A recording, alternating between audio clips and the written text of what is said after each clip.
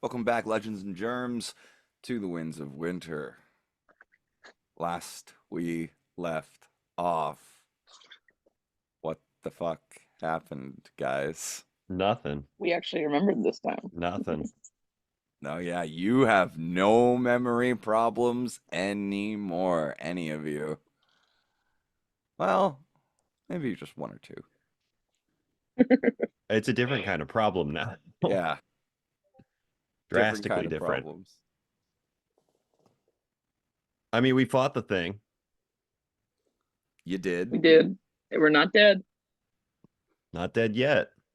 Well, We certainly could be dead eventually. Uh, so yeah, last time you entered the lair of the false Hydra and eventually dispatched it along with a number of strange centipede like hatchlings that it seemed to be caring for or coexisting with. But with the help of a furious Fae and J-Lo. your your new friend Cade, you were able to slay the beast. However, in slaying it, you broke its spell on yourselves.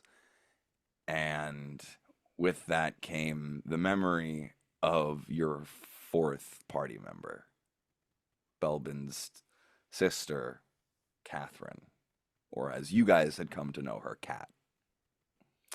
And for the sake of clarity, above the table, uh, the most of the campaign is unchanged, but with the addition of Cat being present for all of it. So we pick up as you are all sort of staring at each other after having these revelations, and you've just taken the plugs from your ears, looking at each other, and you hear from what sounds like very far away a piercing, mournful scream, and then another, and then another. A chorus of keening voices echo down through the maze of passageways around you, all culminating and connect and collecting like the water of the underground stream here in this cavern where you stand. The sound is almost overwhelming, and you're tempted to put the plugs back in. But as you look around at your friends, what would you all like to do now?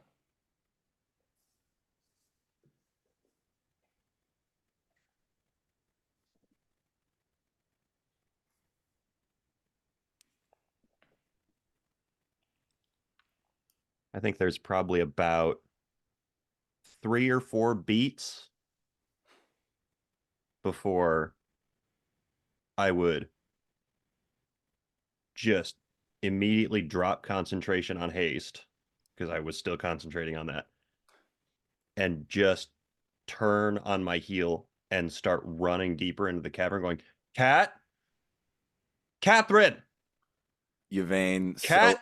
Yvain and Cade both you and Cade both feel your bodies kind of just slow into a sludgy uh stillness for a few moments before you're able to shake it off. Ugh. Still will go after Belvin uh while they're still slowed down. Cade is looking after Belle. Is kind of just looking after Belle and kind of shrugs.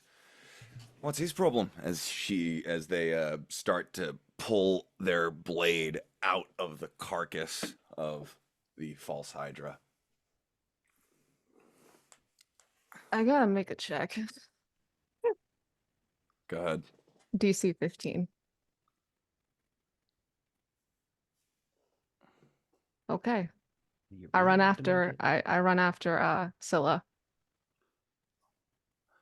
Cade at that point seems to then be hit with a bit of her own recollection a little bit later than the rest of you. Oh, shit. She kind of sits back for a second as you guys all run off to follow Belle. Belle, what are you doing at this moment? Just like running through the cavern, Yeah, I've screaming? got my sword that's lit on fire still, Mhm. so I can see where I'm going. But Okay. I am. If there is a dark spot in front of me somewhere that I can't see it, I'm going to continue So you running. continue forward and reach sort of a precipice as the water tumbles into a waterfall down into a sort of underground small. It's either a very small lake or a very large pond. You can make your choice on which you would like to be. But this body of water is where all of this water all of the stream, this underground stream, is collected. There is a border around it, and you can't see much further than that. Yeah, then I'll just start running along one of the edges to it. And Okay. You run along. You eventually come across the bodies of two of the um, bony humanoid, fleshy, um, centipede-ish creatures with upturned humanoid faces on them. Both of them slain on the ground. Because Uh, Belle's running, Scylla yeah. will use her 5 feet of extra movement that Belle has I was gonna say, um, people can catch me to so easy. Yeah. Oh yeah. to catch up with him, but not try to anything. But I think she just tries to grab his hand. Okay. Go ahead. Go ahead. Belle, what do you, as Scylla is trying to grab your hand? Oh, he's running. We're I'm Belle is unresponsive to you as you try to grip his hand. He just pulls away. Yvain, what are you doing? I'm gonna get in front of Belbin and I'm gonna block his path. All right. Belle? I will use halfling nimbleness to go between her legs and keep running. Go. Are you trying to Can I catch try him? and yeah, I want to try and grab him. Okay. Go ahead and make an athletics or an acrobatics check, whichever you'd prefer. Belle, you as well. 11. 16. Okay, so Bell slips between your fingers and just keeps on running. His flaming sword kind of searing the inside of your thigh as he runs through your legs. He does not seem to care. Belbin. Bell! There's no response. I'm gonna follow behind him. Okay. Same. The two of you follow him as he searches through this cavern. A minute, 3 minutes. Bell, use the earring. She has one. Call her. I mean, yeah, I guess I'll get on the earring and go, Cat? Cat, this isn't fucking funny anymore. Catherine. And will not stop moving as I do it, but I try to grab him We again. forgot about her Belle. What'd you say, Alex? There's a reason we forgot about her Belle. Bell and Yvain, go ahead and make another acrobatics or an athletics check. ooh, that's not as good. Okay. 16. Yeah, Okay. makes sense. So this time, Yvain, you are able to grab a hold of Belbin by the arm firmly, not enough to cause him any kind of pain, but enough so that he can't you can't get out. Bell, Yvain grabs you by the arm now. Bell. We forgot her, Belbin. That only happens That only happens when the Hydra eats someone. We forgot about the holes too. They're still fucking there. They're still there. She's somewhere. She's dead, Belle.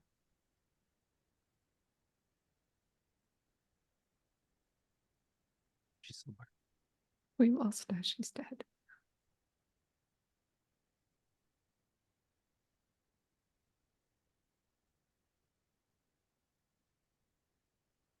In all of this, like moving throughout here, did we come across any like probably not remains, but trace of remains of anyone, like a belonging or something, like odd shit Sure, that's sure, down sure. here? Go ahead, and anyone who might be keeping an eye out for this, go ahead and make a perception or investigation check. I'll let you decide which. Good job, so 8. Five. Yvain wouldn't be looking. Five. I gave myself and- disadvantage because I was manic through it. Yeah, 5. Scylla, 8. 8. Belle, yeah. You've stumbled through a couple of what look mostly just rubble, the remains of different uh these different creatures. You can't it's so hard for you to even see right now. You can't it feels like the world is spinning to you. Scylla, it's hard for you to look through tears, but you do see what look to be broken remains over in one corner. Looked like some snapped bones. Nothing full, nothing whole, but there looked to be like at least something over in one corner. I think Scylla's gonna step in front of it so that it would block any potential view of Belle seeing that. Okay, are you still are you facing it, or are you like looking closer, or are I'm you like looking away? back is to them. Belle is in front of her, so that she's blocking the view of the bones from him. Okay, but If again, he are would you even attempt sorry? to look over Are there. you looking at your friends, or are you looking at the bones? I'm looking at my friends, but in a position so that if Belle were to look towards At you, me, I yes, am blocking. the bones would be blocking you. Yes. Okay, cool, cool, cool. All right, understood. Um, as you do that, you notice another corner, another pile. You start to kind of look around and assume there's probably little deposits everywhere. I think Scylla will walk up and not grab Belle's hand like Yvain, but like just touch his elbow. Um, even if there was something left, I don't think he would want to see it. She's here. She's somewhere. She's not gone yet. She can't be. She can't be gone. Not yet.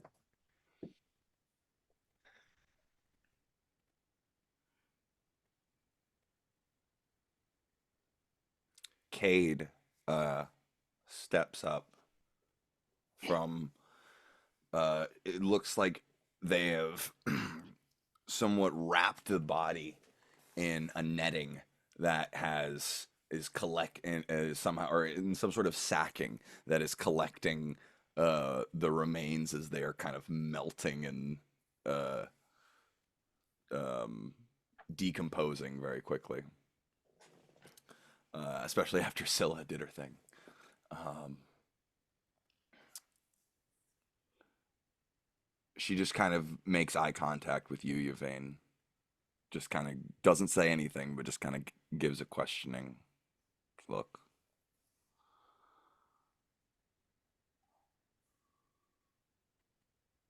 Okay, Belle. We'll look around.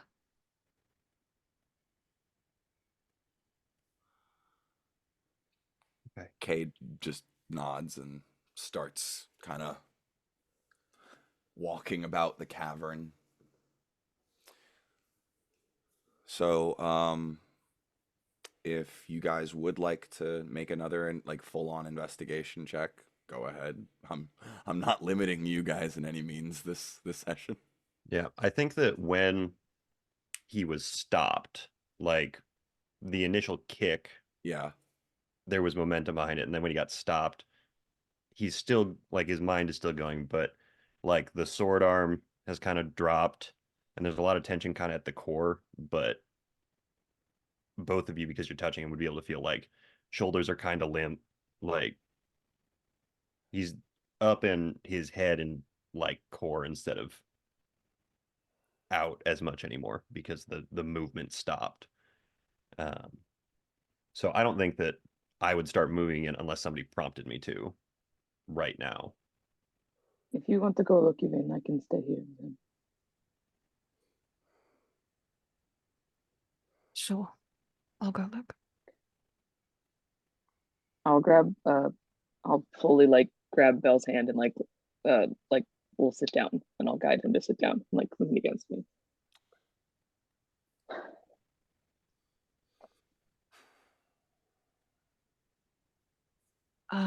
My initial investigation was a 6. That's And I don't really think she's looking, and she is looking, but like she's very trying to keep it together at this point. Go ahead and make an investigation check with disadvantage.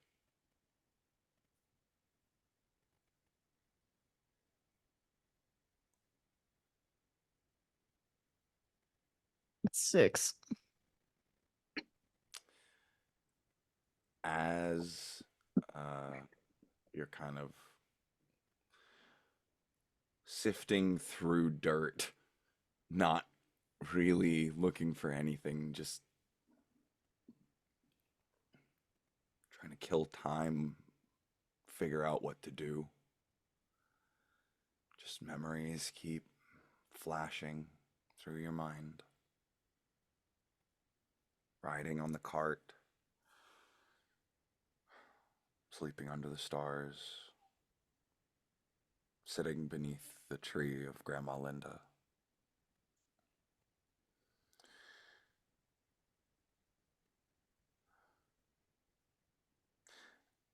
Go ahead and roll just a d20 for me.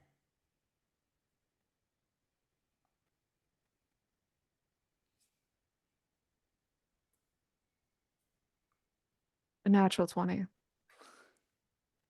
Seriously? Yeah. Okay. As you're sifting through the dirt in just this random spot, and it's not really even dirt, it's more just like cracked and broken stone under under one of the holes.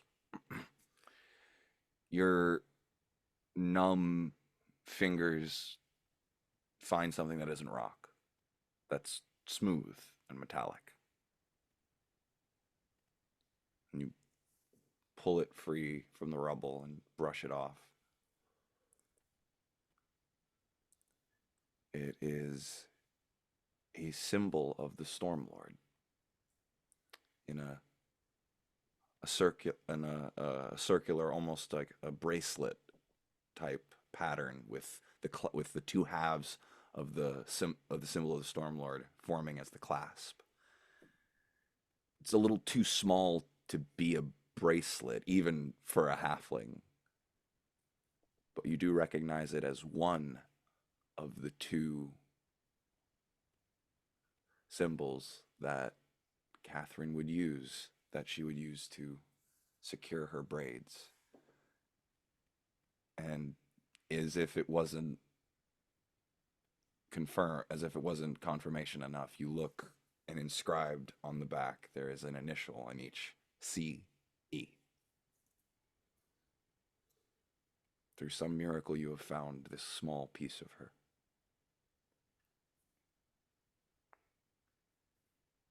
I think as Yvain is off looking, Scylla's more worried about like Bell falling into himself a little bit. Mm-hmm. So I think she's just has her hand like going through his hair a little bit and is like kind of like flecking the blood off of it at this point. And uh Velvin, tell me your favorite memory of her. And she's gonna cast healing hands like on his head, which is 7 points for you, Bell.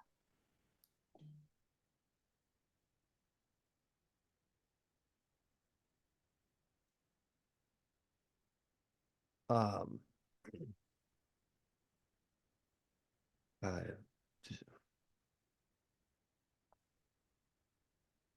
they're all new again.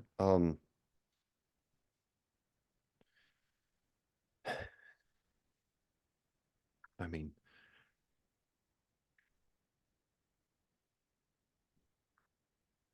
there was once, and I mean only the one fucking time ever that she got herself into trouble at school. The only fucking time she ever did. And they called mom and dad. They came and they got her, brought her home. I got home later. I was confused because she wasn't with me, leaving from school. We got home, and she was sitting in her room, just beside herself because she had done the littlest thing wrong. She had fucking thrown a pen 1 foot into a cup to put it away instead of taking the extra step to get there. And that, for whatever reason, set off the teacher to the point where she was sent home for that. And Kat was so beside herself. And I just had to laugh at her. I laughed and laughed. I was 7. And I just berated her for it for an hour, probably, before finally she stopped being sad and got pissy with me. And then shortly after she got done being pissy with the fact that I was laughing at her, she started laughing too. She realized how ridiculous it was. And she never went back to doing anything even remotely wrong. But every time after that, I got in trouble, which was often, we would have a good laugh about it because it doesn't fucking matter. Trouble's relative. All of it is relative. And so we had been siblings at that point, but we sort of started really being friends then too. And that's a change that I wasn't expecting to happen and carried through for a very long time. Still carries through because she's hiding somewhere laughing right now because she's a piece of shit. It's a fucking pain in my ass. What about their favorite color? What was that?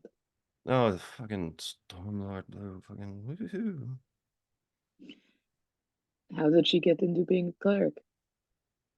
Oh, uh,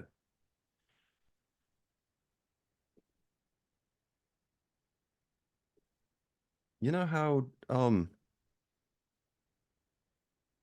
not you know how how um those too good for everyone, but not in the hoity-toity kind of way, but the literally too good for the rest of us.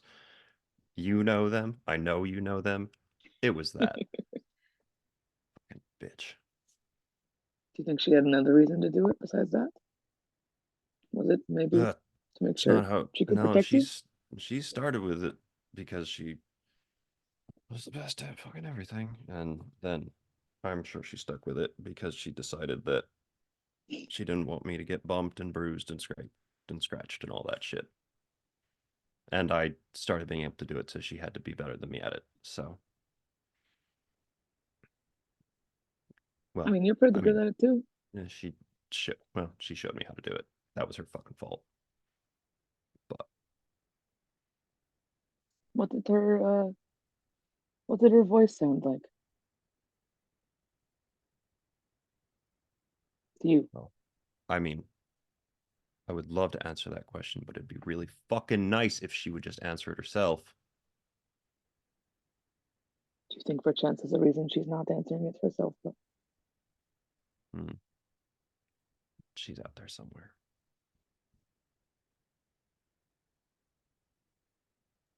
It's about this would moment she? that Yvain walks. It's about this moment that Yvain would walk up, or would have found what you had found.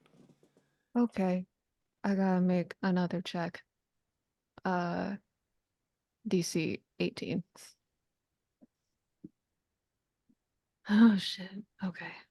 Um, upon picking up the hair clasp, she would scream, and this wouldn't seem like the usual sort of battle cry that she does during fights. It's a scream. It's high and horrified, but it's quick because she tries to smother the sound, but a wail manages to slip between her fingers, and she stumbles back against the wall, and tears start to pour down her face, and she's clutching it, and she's breathing really, really heavy, and she's really hoping that nobody heard her.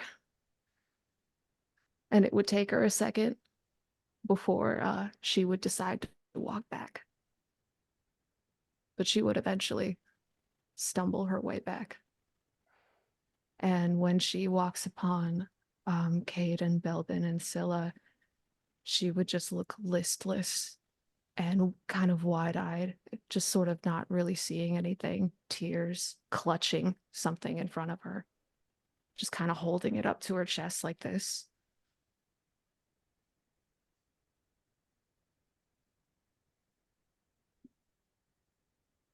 I found, I found, I found, I found it. I found, I found it. And she's not going to move unless somebody says something or does something. I feel like Scylla's in. She got so much. She's in like intense overload of like what they got back, everybody else did, and then what she got back.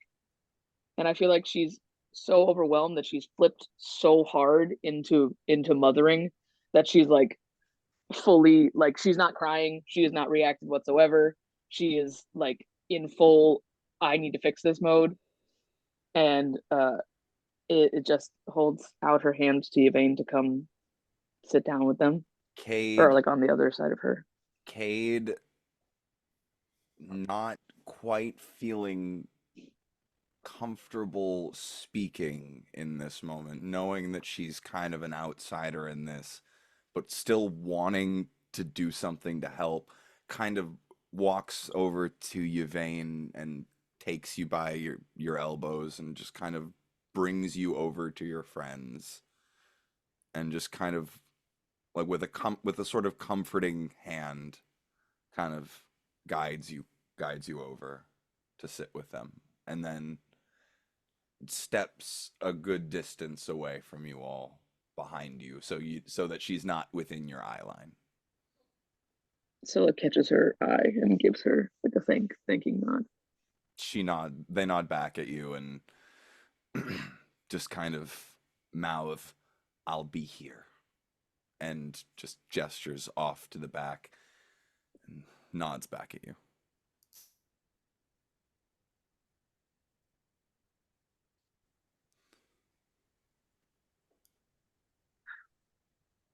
She opens her palm and she shows you. You all see the familiar to you now clasp of the storm and symbol of the Stormlord.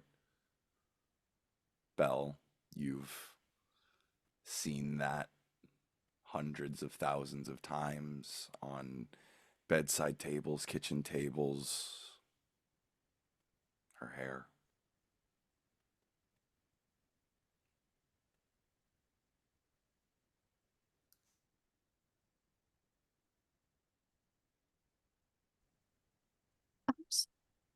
I'm so sorry.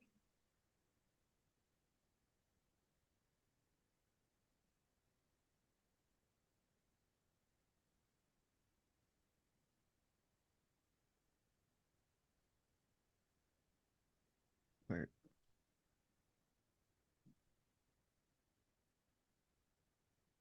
Where's the other one?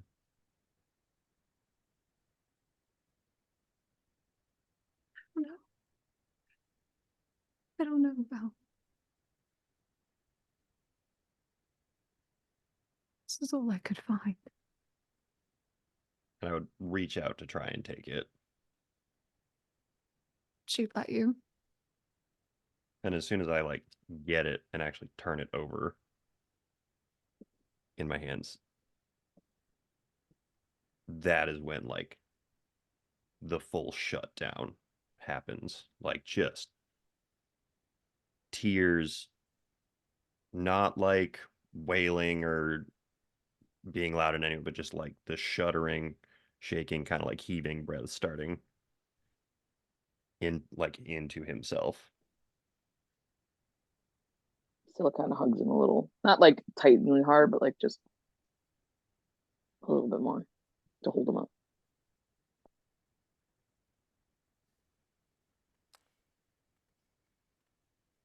If there's no resistance, Vivian will pick Belle up and kind of cradle him. Not at all. Just hold him. Three of you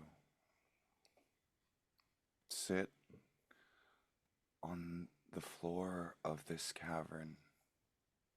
You don't know how many hundreds of feet or miles beneath the ground, and hold each other and cry. You don't know how long you sit there. Could be minutes, could be hours.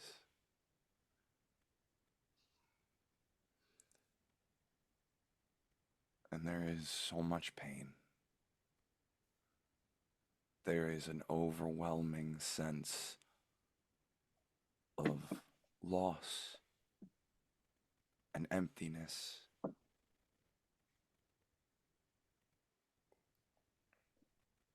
And for some of you, helplessness. For all of you, helplessness.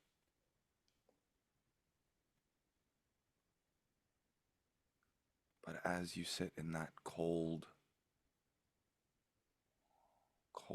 rock, your screams and cries mingling and combining with the wails of the town, echoing in from around you. You find a spot of warmth in that sea of cold, a bit of light in that ocean of darkness with your friends. The three of you here, holding each other, supporting each other. You find a small modicum of comfort. A short millisecond moment of recognition that there will someday be an end to everything, including this pain. But that day is not today, and you spend as much time as you need until the tears choke and dry up and your throat is sore and your eyes are bloodshot, until there are no more tears to shed.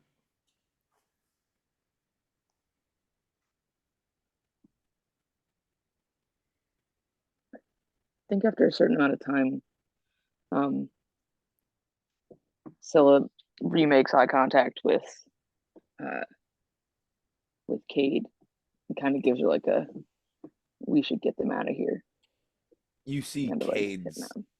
Cade has been sitting just kind of on a rock, their face clasped in her hands, and you can see that they've also been crying quite a bit, just seemingly empathizing with your struggles from afar. But they stand, wipe brusquely, and nod and give you their classic kind of cocky, smarmy smirk and walk up behind you all and lean down with a gently, quietly, in a soft voice that you almost didn't expect from them. Right, gang, I think it's about time we got the hell out of here. What do you say? We make a skip? Yeah. Yeah. All right. I'll stand with Belle Yeah. because I don't think Belle's moving at this point.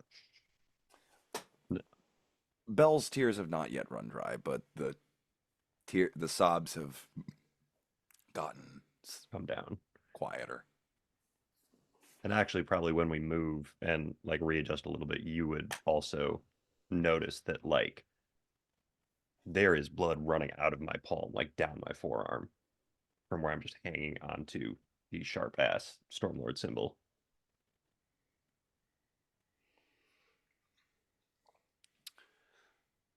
So you all wind your way. Well, yeah, where would you like to go? You are back in this. You are in this cavern now. You could explore for other exits. There are numerous. Uh, or you could try to come back the way you went. Go back the way you came. It's up to you. What would you guys like to do? I think initially Yvain would try to look around for an easier Yeah, exit, because that I can involves help with that. climbing back up. Okay, it is pitch black. It is pretty much pitch black in here for any of you that do not have dark vision. Cade has continued to hold their flaming broadsword aloft as much as they can to light, but it's not much. Scylla, do you still have light cast?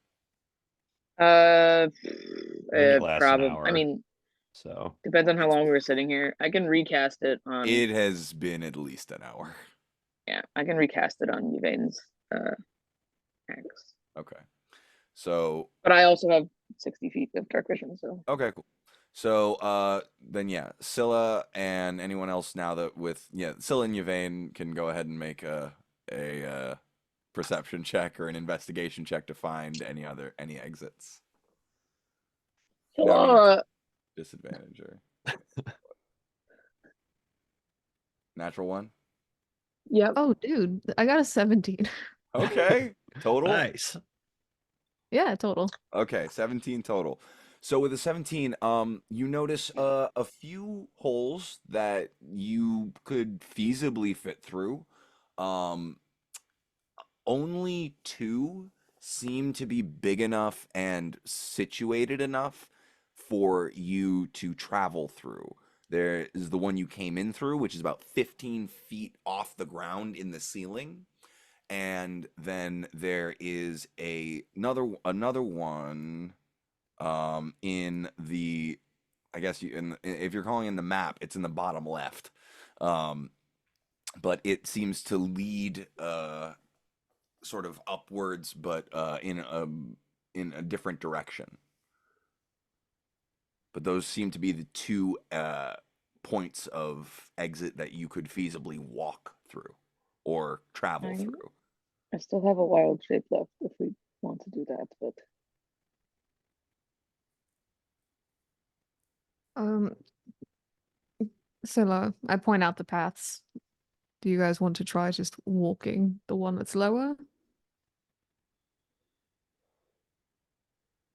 Or do we want to go 15 feet in the air? what's the problem with the second option?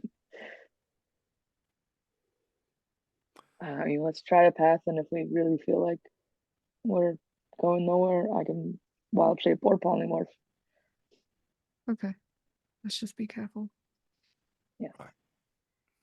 So your group starts traversing through this new tunnel system, and you find a pretty freshly dug tunnel that leads in a winding direction upwards, more in a. Let me just bring you back to this one. Kind of winds upward back more in a north western direction, and eventually seems to end at a point. There are numerous offshoots, as you've seen, but again, they just seem to be head offshoots, not full-on body movements. You can tell from. Go ahead and make an intelligence check, everybody except Belle. Belle, you're not doing Oh my anything. god. Nope. am I I'm going smart? to say that Scylla is trying so hard to act normal that's why she's got another natural one. She's trying so hard to act normal. Barely, She's Scylla like is fake. barely holding it together. I got 13. Essentially. Okay. You can kind of infer that what the Hydra would do was tunnel into different locations along these routes and then just extend their heads, its heads up through the ground and just punch through whatever it needed. And you can kind of infer by that could probably stretch its head anywhere from like 30 to maybe 60 feet. It could extend its neck that long. I'm glad it's dead. Yeah. So, and we are looking at a dead end, right? You are currently looking at a dead end with a couple of like numerous offshoots sticking off of it. There were a couple of other tunnels that went off in different directions, but this one is currently ended. I can wild shape and see if I can find this way through. Okay. Yeah, that works. Giant badger. Okay, do me a favor. Does Giant Badger have tremor sense? Tremor sense, probably. Let me look him up. That's Giant important. badger. 5 feet. Do badger tremor sense. Blue badger.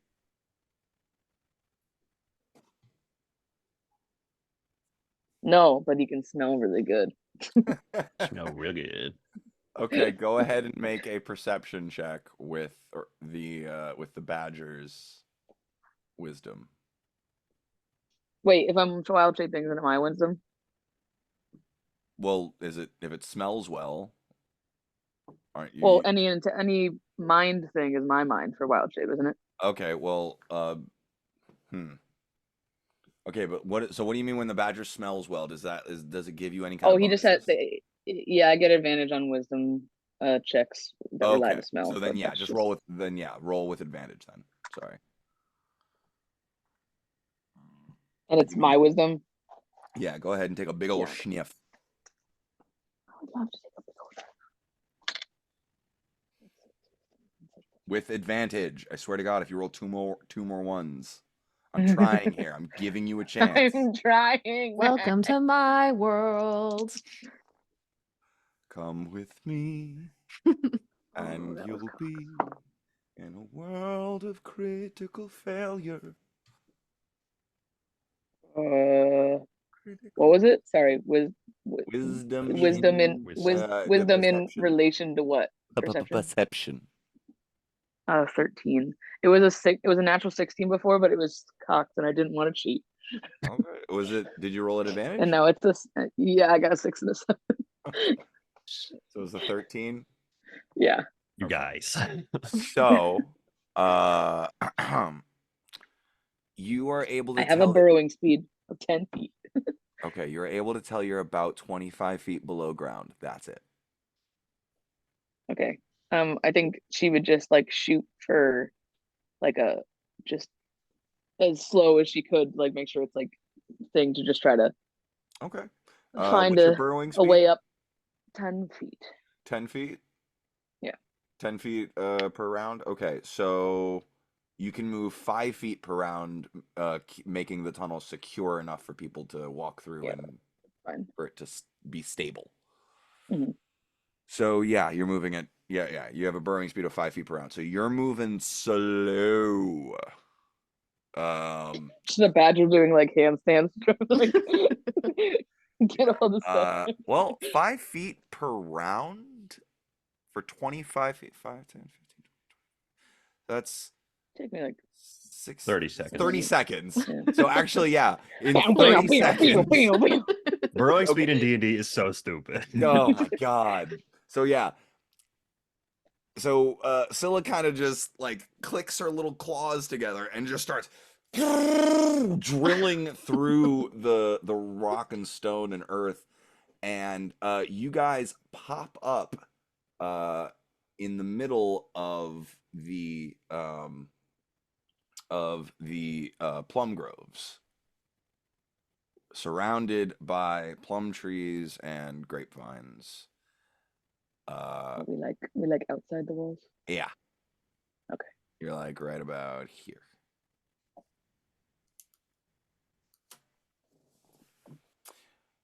So, are you all exiting the hole? Yes. All right. So, Scylla, are you staying as a giant badger? I think so. Okay. I don't think she wants to think. I think she wants to be badger. Okay. Wants to dig, does not want to deal. Diggy, diggy hole, diggy, diggy, diggy hole. All right. Badgers don't care about their returned childhood memories. Okay. So we have an untransformed half nude half elf ripped to shit. A traumatized looking Goliath carrying a sobbing half elf or halfling with a giant badger. Hold up. Yeah, halfling. We forgot a carrying lot of things. Sobbing halfling with a giant badger. Love it. As Are you you do. guys heading back into town? Where are you going? Well, Mm, we did pay a lot of gold to spend 9 nights at a hotel, so I guess we're not going anywhere at this point. So I guess the hotel. We have a wedding to go to, guys. So back to the Rebel Oak. All right. Well, you exit the plum groves to a bright and shining late afternoon. The sky is clear and the wind is brisk, but none of you really feel any of it because all of you can hear the sounds that are coming from the town of Phelan. You find your way back to the town proper, and as you wind your way through the streets, the bright sun shines down on a scene of unbridled grief and chaos. People are stumbling from their homes, sobbing, clutching pieces of clothing or random objects, babbling about their friends, spouses, parents, children, siblings. Some just kneel in the street, unable to move, some struck dumb by the sheer overwhelming weight of it all, others expressing their grief in keating wails that echo from every corner of the city. And still some others are taking it worst of all. You see a man slumped face first against a wall, a bloody stain and broken slivers of masonry marking the spot where he must have bashed his head repeatedly. You see a woman kneeling in the street, clawing at her face, her ears, blood dripping from her fingernails, shrieking through the tears. Bring them back, bring my babies back, oh take me, gods above, take me, I cannot bear it. And with that, she looks around with a wild look. Seeing you, Yvain, she rushes to you, bloody fingers outstretched for your axe, obviously intending to take it and use it in some way. What did you do? You're muted. She holds it up to where she can't reach it. She Just is above her head. just scrabbling at you. Just please, please help. Oh God, please. She just kind of like hip checks her, not too hard, just enough to push her away. He grabs her up around the waist and just kind of walks her over to the side of the road. You see a number of Celezo kind of just stumbling around. Um, some of them are reacting quite the way that everyone else is. Others are trying to gain some sort of order. And at because as Cade is trying to walk one, just trying to hail one of them over, you see one in rather uh, I'm trying to find the word fabulous getup. He has these, purple and gold pinstripe knickerbockers and a very poofy flumed hat that has wilted severely. But you imagine it was at one point stiff as a board. But he is also armored with a blade at his side and is speaking to a number of other Celezo who are less that's the word, ostentatiously dressed. And beside him is what looks to be an individual in a cloak of a robe the of Sarenrae, God, what is he? The Dawn Mother? Is Everlight. that her? Everlight. Everlight. Yes, the cloak of the Ever and a Cloak of the Everlight. You don't recognize them immediately if on sight, but you do recognize that they must be a part of the temple. And they seem to be trying to organize something uh, over there, a little bit down the road. But that is the state of the town that you have found it in. You're currently around Sumali Way. What would you guys like to do? Like if you can see a badger sigh, that's what happens. like the the shoulders come up and then Solo reappears and has like a very serious look on her face, like very mute, um, and is like uh walking around and like as they're walking through, like if anyone's like just like kind of doing anything bad to themselves, she feel like she can stop it, she'll just gently put their hand down and keep walking, or like uh if someone's like slumped over, pick them up, just like little things as they're walking. Nothing that she can like really change, but just like a very serious, like monotone face as she's walking around and doing it. And then whatever healing uh spells she has left, she'll use them on whoever It seems to need them. seems that the members of the community that have uh, taken this news in a drastic sort of way, in an immediately drastic sort of way, seem to be in a small number. So there's not much that you need to do as far as cleaning up bodies or anything. But there are the occasional person who seems to be doing some damage, either to the community or to themselves, and you just kind of do what you can to, ease pain where you can. Um, Yvain, are you doing anything different, or are you just keeping yourselves moving towards the Rebel Oak? She's keeping it moving.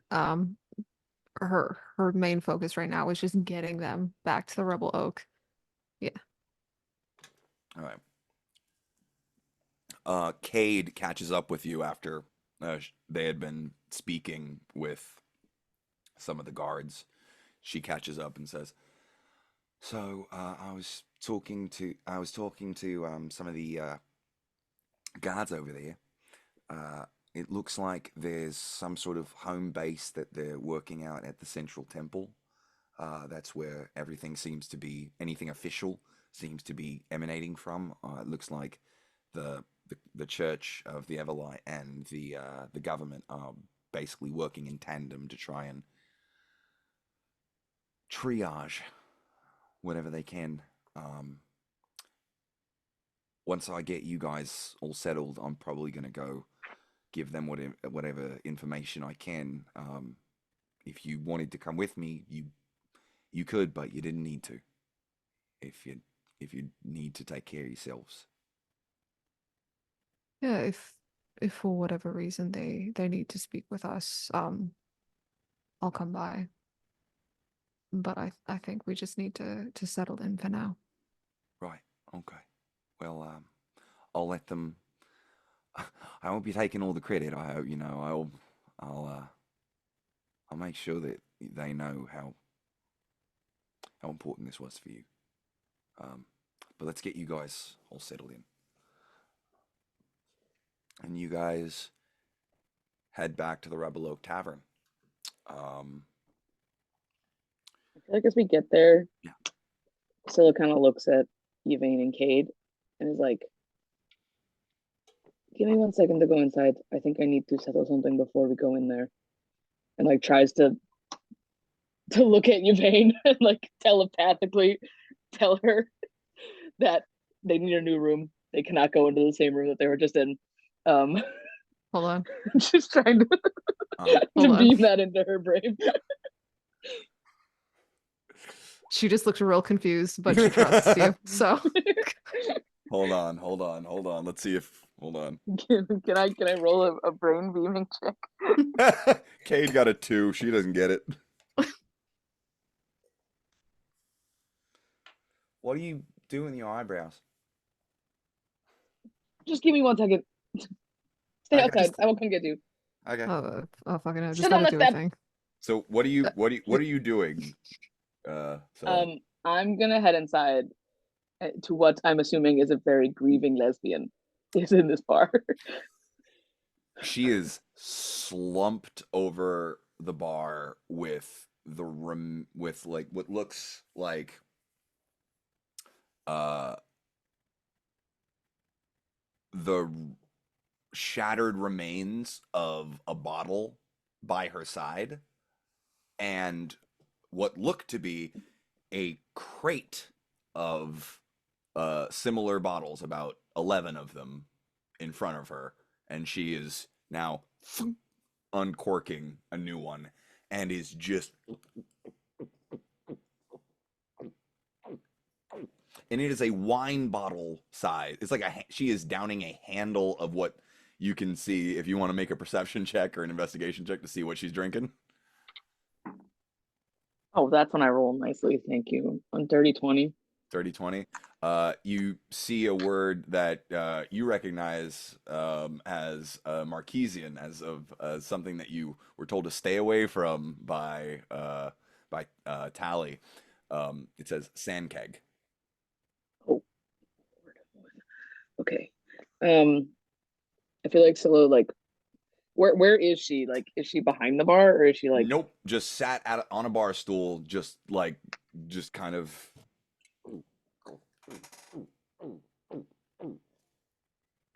Okay, I feel like Scylla's gonna just like saddle up on the bar stool next to her, and maybe just like see if she's gonna like recognize or someone next to her. Does not pay you any notice. Does not even break her stride.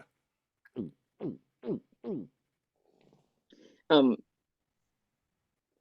and I think um, I think we'll just put a hand on her shoulder and like rub her back a little bit. Um,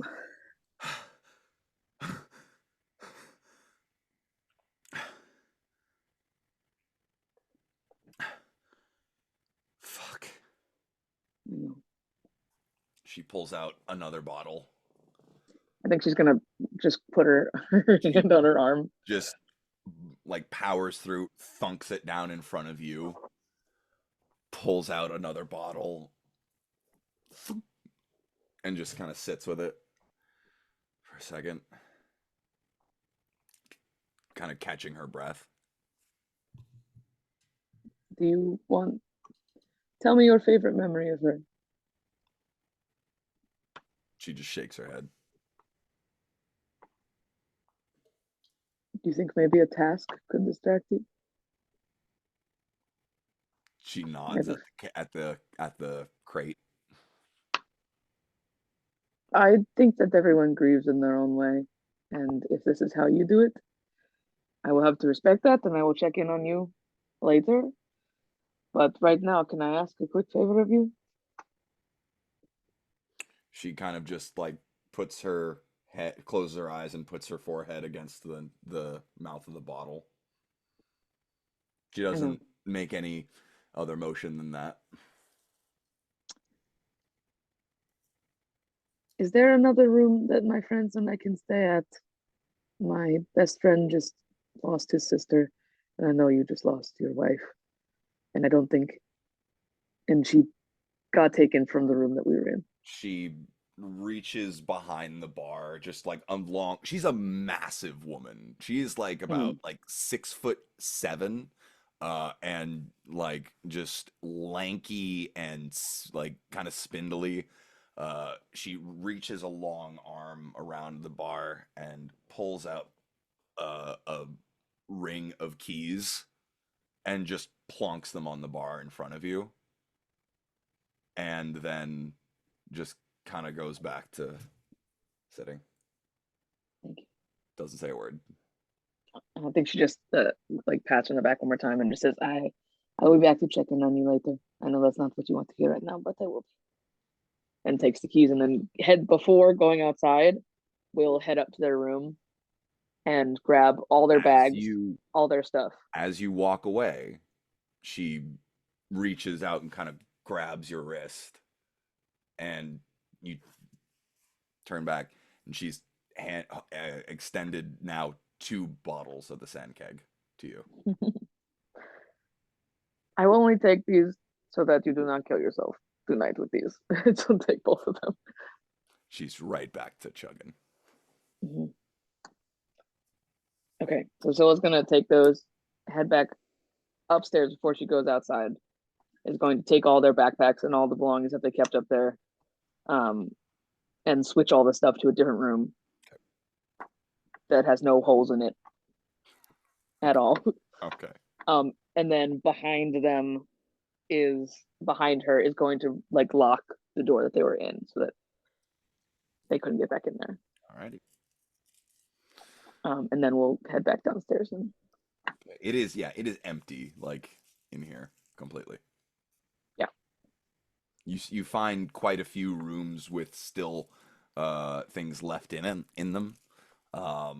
You find it's tough to find a room without a hole. But you're able to find one. It's a bit smaller, and the bed's not quite as large, but as long as if there's any like belongings that's still in there, I would also like move those away so they're not visible, just to not trigger this anything. one doesn't have any belongings in there. It seems like it was closed off for some reason. Do I get the feeling this is closed off for some reason? Oh boy. I make an inside check on the DM sentence.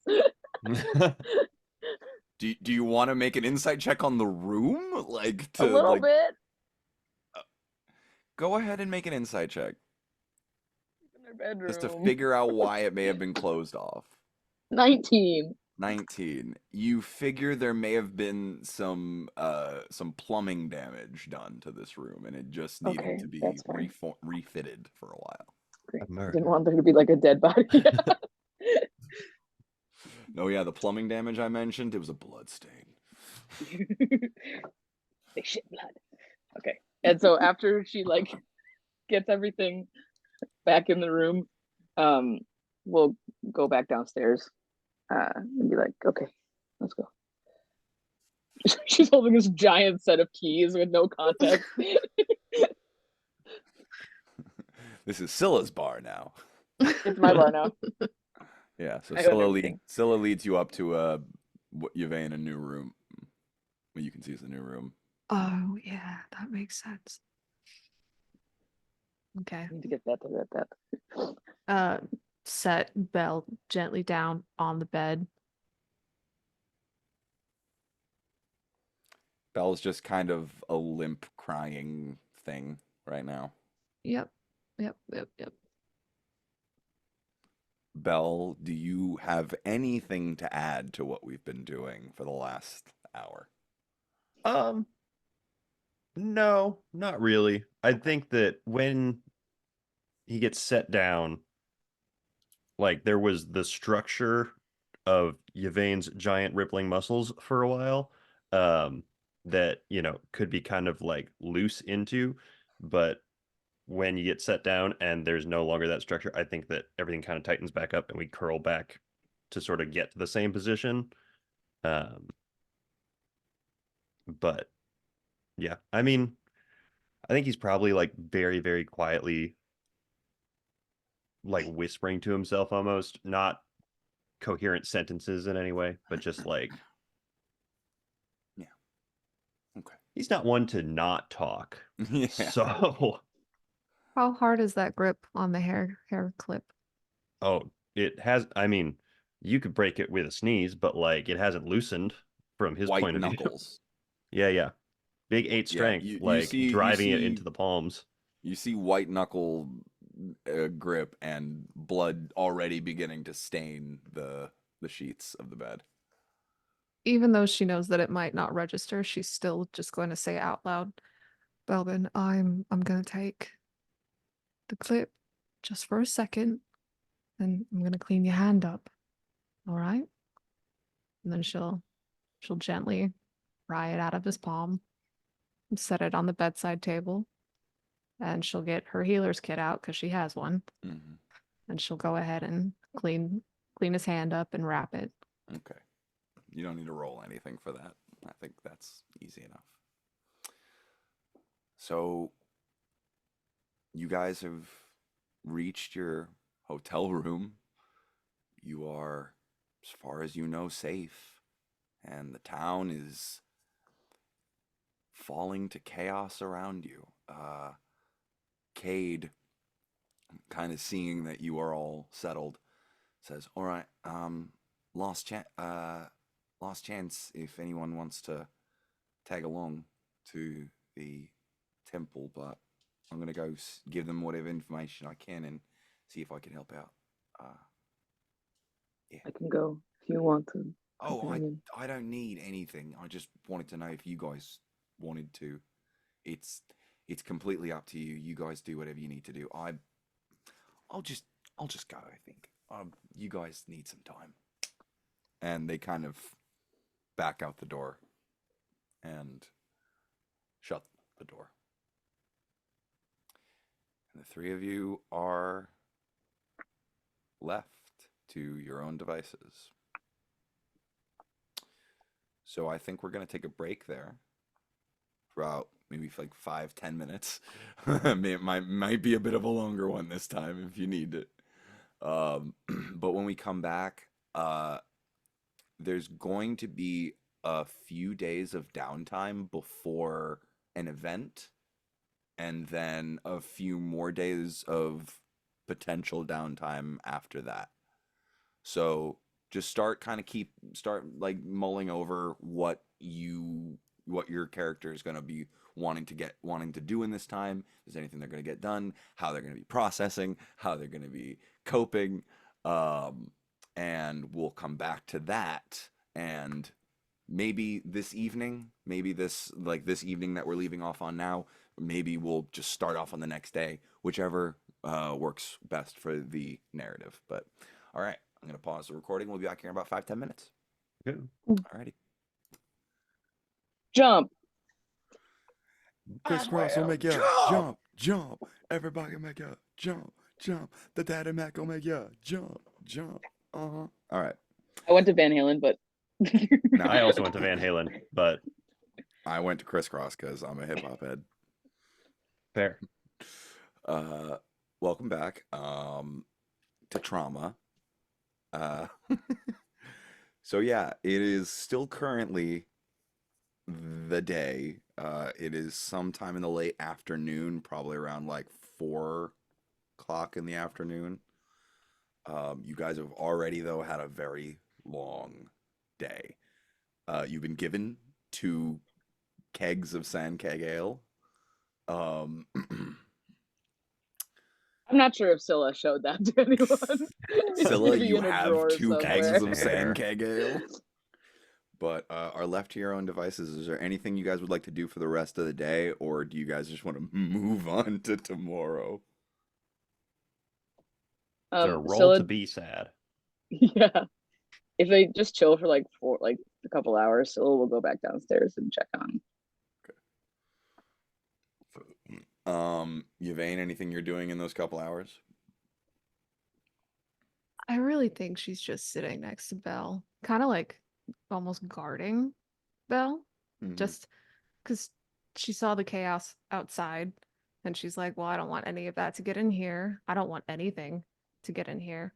Mhm. And before she goes to sleep, instead of doing the nightly ritual where she ties herself to the bed, Mm. she looks at the rope and she thinks to herself, can she remember anything from the night that Kat disappeared? Does she remember waking up? No. But she thinks if she had woken up, would she have been quick enough to grab her? And would this thing prevent her from grabbing anyone else in the future? So she doesn't tie herself to the bed.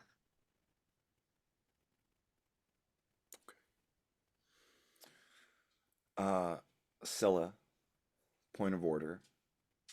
When you hold on one second, my dog's asking to get in. Puppy! Come here, puppy. Kirby!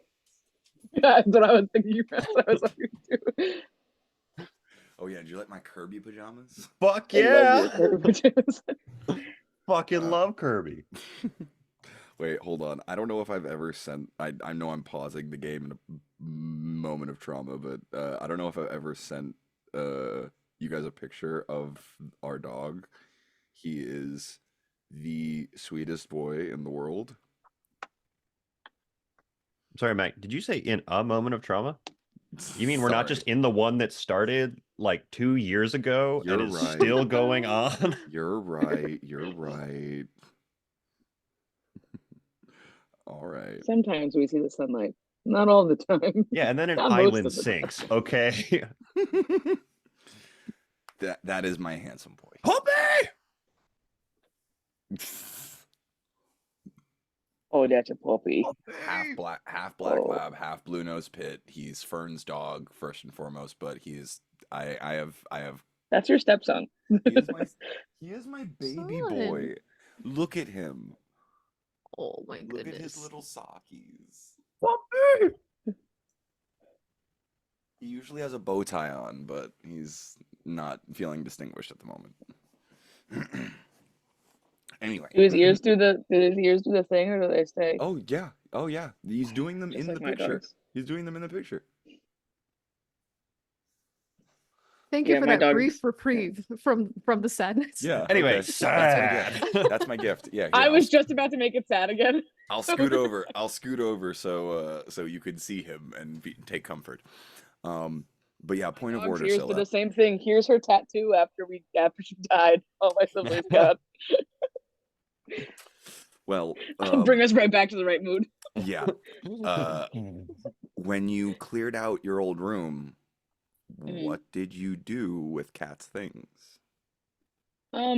I took them obviously, but I don't think I left them in like a super like They're in the bag of prominent. holding. They're in the bag of Yeah, holding. yeah. Oh, All I of think them are in the Yvain bag took of them. holding.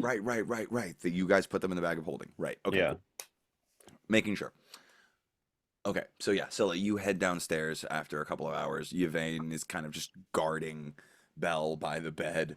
Belle is half asleep, half just sort of just half conscious, really. Kind of in just like a fugue state. You head downstairs to find God, what is hold on, I have it. Timora. Hold on, don't tell me my own character's name, motherfuckers.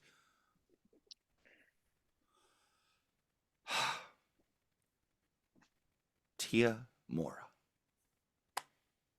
Sounds right. Tia Mora is slumped over the bar. Half of the crate is empty, and there are Damn, she's great. 6 broken bottles laying around her chair, and she is snoring loudly. I think I start like I just find a broom wherever it is, and I just start cleaning up around her, Okay. and doing any Busy work. task, and then eventually help her. Well, I don't know how well I'm gonna help her. I might have to get you paid to You're help to get her into what's your bed. strength? It's not terrible, but it's not great. It's 10. It's a 10. I'm middle of the road, baby. Yeah, you got a +0. Yeah, you kind of Have a try good and lift. initiative, not You kind not of try good and lift her. strength. She's not that heavy. She's not like she's not ripped by any means. She's not like, Yvain or Cade by any means, but she's like lanky and cut. So it's more Hmm. awkward than it is heavy. She's more awkward than she is heavy, you know what I mean? Hmm. So Yeah, you're able to do it. Um, Go ahead and make a wisdom saving throw for me I'm actually good at those. Okay. as you're doing this stuff. 5 plus 7 is 12. 12? Damn it, Alex. So it's like so close to mental breakdown. She's just holding it together. Like a I bad. was gonna say, as you're doing these tasks, just trying to keep yourself busy, your mind does start to process things. I will not be trusted. It can start, but I will not be feeling those emotions. It's begun. It has begun I have to a set moment for it, in. Mac. Leave me alone. Okay. But so All I right. like help her get to bed, and I like totally mother hen her. Like I leave a glass of water at her bedside, and Yep. there's no Tylenol, I'm assuming, in Exandria. You But have some like basic herbs and stuff, I guess. I'll leave some like druid shit on her Yeah. bedside table, Yeah. and like a note that's like, "Eat this when you take this when you wake up." Mhm. Scylla. Yeah, you leave some Uh, herbs in the muddler next to her. yeah, and I kind of also like, um, I if the crate was like half empty, I'm gonna like take like if there's like 12 and there's like 6 left now, I'm gonna take like 4 of them Well, and just put them in a location that she wouldn't expect. I'm not gonna take them. I'm just gonna put them in a location she wouldn't expect, Okay. so that she has to go looking for them if she really wants to do Right. anything. Gotcha. The note also says, "If you need to talk, come find me." They leave on her bedside. Very good. Okay. The note is left. Tiamora is safely snoring in her bed. Make sure she's on her side and all that. Yes, on her side with a bucket. Yep, the bucket's right. And the back, bar back. is left to you. At one point during your cleanup, a pair of Celezo come sort of genially, or kind of genially, like gently through the doors at the front, sort of softly knocking, kind of glancing around. Hello, is anyone here? Yes. You can Okay. see these two Celezo are it's an sort of middle-aged gentleman and a younger woman, and you can see with them is another member of the Everlights Church, and you can see we are just here to do a wellness check on and this individual kind of just looks at a paper that they or a parchment that they've been handled. We are looking for Tiamora Ogswil and Simone Ogswil. They are the caretakers of this establishment. We are also here to just generally check on the wellness of anybody who might be staying here. Um, I just put Tiamora to bed, but I don't think someone is coming back here. I see.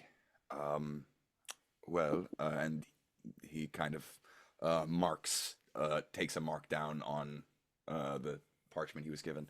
Um, well, you said Tiamora is you said that Miss Ogswell, I apologize, is in bed uh, currently? Does she Yes, she. not wish to be disturbed? It's more of I'm not sure she would wake up if you like, she drank a lot. I see she does not seem to be taking everything very well. I'm sure if you have a no, actually, I was going to say if you have a restoration spell prepared, I'm sure she'd appreciate it, but I'm not sure if actually. Well, we were going to offer the services of our friend here and the the individual from the temple kind of steps forward. You can see they're a shaved head, kind of uh, androgynous looking features, and they just step forward and nod and just say, "Hi, I'm here to offer any kind of assistance that I can, um, any kind of healing or conversational uh, comfort that can be offered in times like these.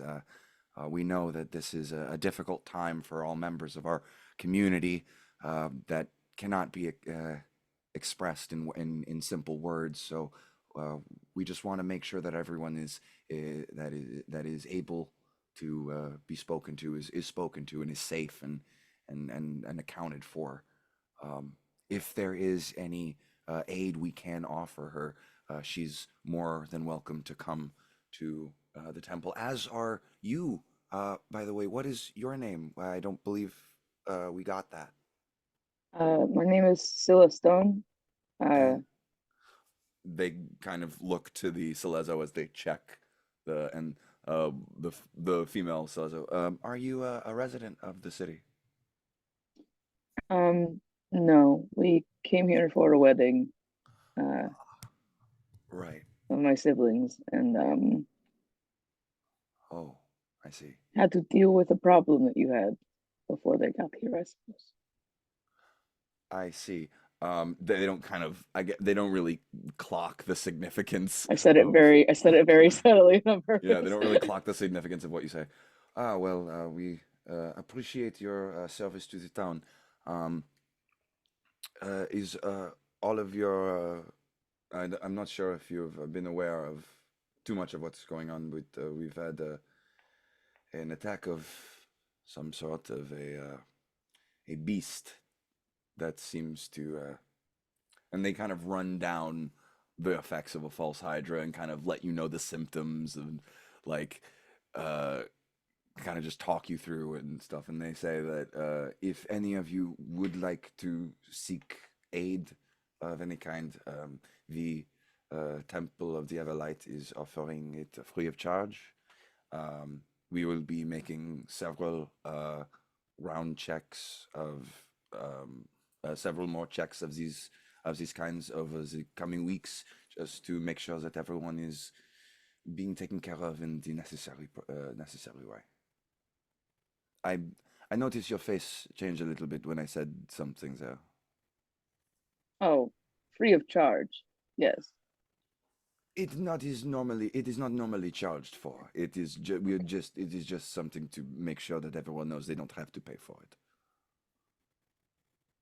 Kind of implies you would charge them for something, but I'll let it go. It, people here always expect to be charged for things. You would be surprised. It is a very money-driven populace. But anyway, if there is anything you may need, please contact the Celezo or one of the members of the Everlight Temple. And our condolences are with you if you have lost anyone. Appreciate it. We are we are all struggling in our own ways at this time, and it is good to stick together as a community, even if you may not be a familiar member of our community. You are today. So, Do you have any druids on staff? Would you need help with something like that? mm, um, he looks to the to the priest and the cleric, and they kind of look back. We have a number of individuals with druidic abilities, but I'm uh, I believe they're all staying at the temple to handle most of the any kind of therapeutic aid that they can give. If you would like to give aid, I'm sure they wouldn't deny the help. Sometimes it's easier to focus on tasks than your thoughts. Yes, The woman kind of gives a wry smile. Why do you think we're here? I understand. Yeah. I can continue to care for Tiamora, but obviously we will not. We're here for a wedding. If it still happens, we will be Here, gone. Can you put her on like a list of like people to check in on like a couple absolutely. weeks? We're going to be making we're going to be making rounds several times over the next coming weeks. Just going door. We've just been going door to door in every neighborhood. We've got teams split up all over the city. Uh, but yes, we can absolutely put her on the watch list to keep an eye on, and we can leave here. He hands you a sort of folded piece of parchment, sort of like a pamphlet that seems to have been hastily scrawled together of list of resources that people can use within the city. Hmm. Uh, But yeah, the old elder Salazzo kind of says, "Well, we won't trouble you any longer. Just make sure that it is best not to close off in these times and to reach out if you need something. So we are all dealing with this together. Yes, Yeah. we are here to support each other. That is what the government uh, wish to push during this time is that we must deal with this. We must lean on each other in these moments. That is Hmm. our main mission at this moment: is to take care of our citizens and to take care of each other. So, if you need anything, you know where to go. Um, we will leave you now. Keep yourself safe. And they kind of You too. And bow as Scylla's like leading them out and is about to close the door, she says, "Just in case anyone asks, there are no bodies to be found." And just closes the door. They kind of look at each other confused. What do you mean by? Eh. They kind of just walk away. So, is that Back up. Scylla stays down there and like wipes down the bar. She like puts all the chairs up. closes up basically? Yeah, essentially she locks the door, makes sure Yeah. all the lights are off. She won't do the bathrooms, but she'll do everything else. That's for morning crew. hmm And then she'll go upstairs. I think she like does it for long enough to like know that like her friends are probably asleep. It is probably dark out by this time. I think she'll Is there just. anything else? I think she probably notices that Yvain isn't tied down because and we'll probably like just kind of sit and lean up against the side of the bed that she's on, and I'm not sure. Let me see if Scylla falls asleep. No, she just sits there. Maybe passes out eventually. Okay. Okay. So the night falls, and you all find a fitful night's rest, if you could call it that. Just the overwhelming emotion of the day just exhausting you, and sometimes you can't do anything but sleep.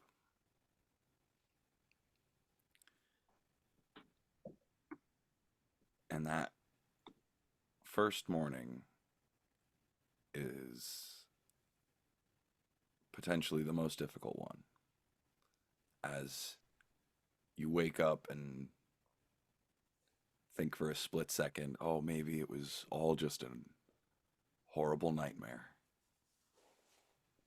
But then you look down and see the scars and the wreckage of the life that you have lived to this point and just lived through. And you remember it all was real. Then it all comes rushing back all over again. So, for the next few days, the town of Phelan is a town in mourning.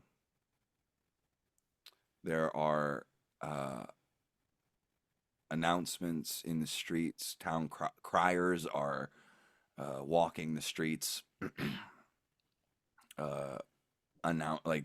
calling out announcements, giving people instruction to contact the temple at the center of town, or the nearest Celezo if they need aid. You see if you're out in the streets, you'd see.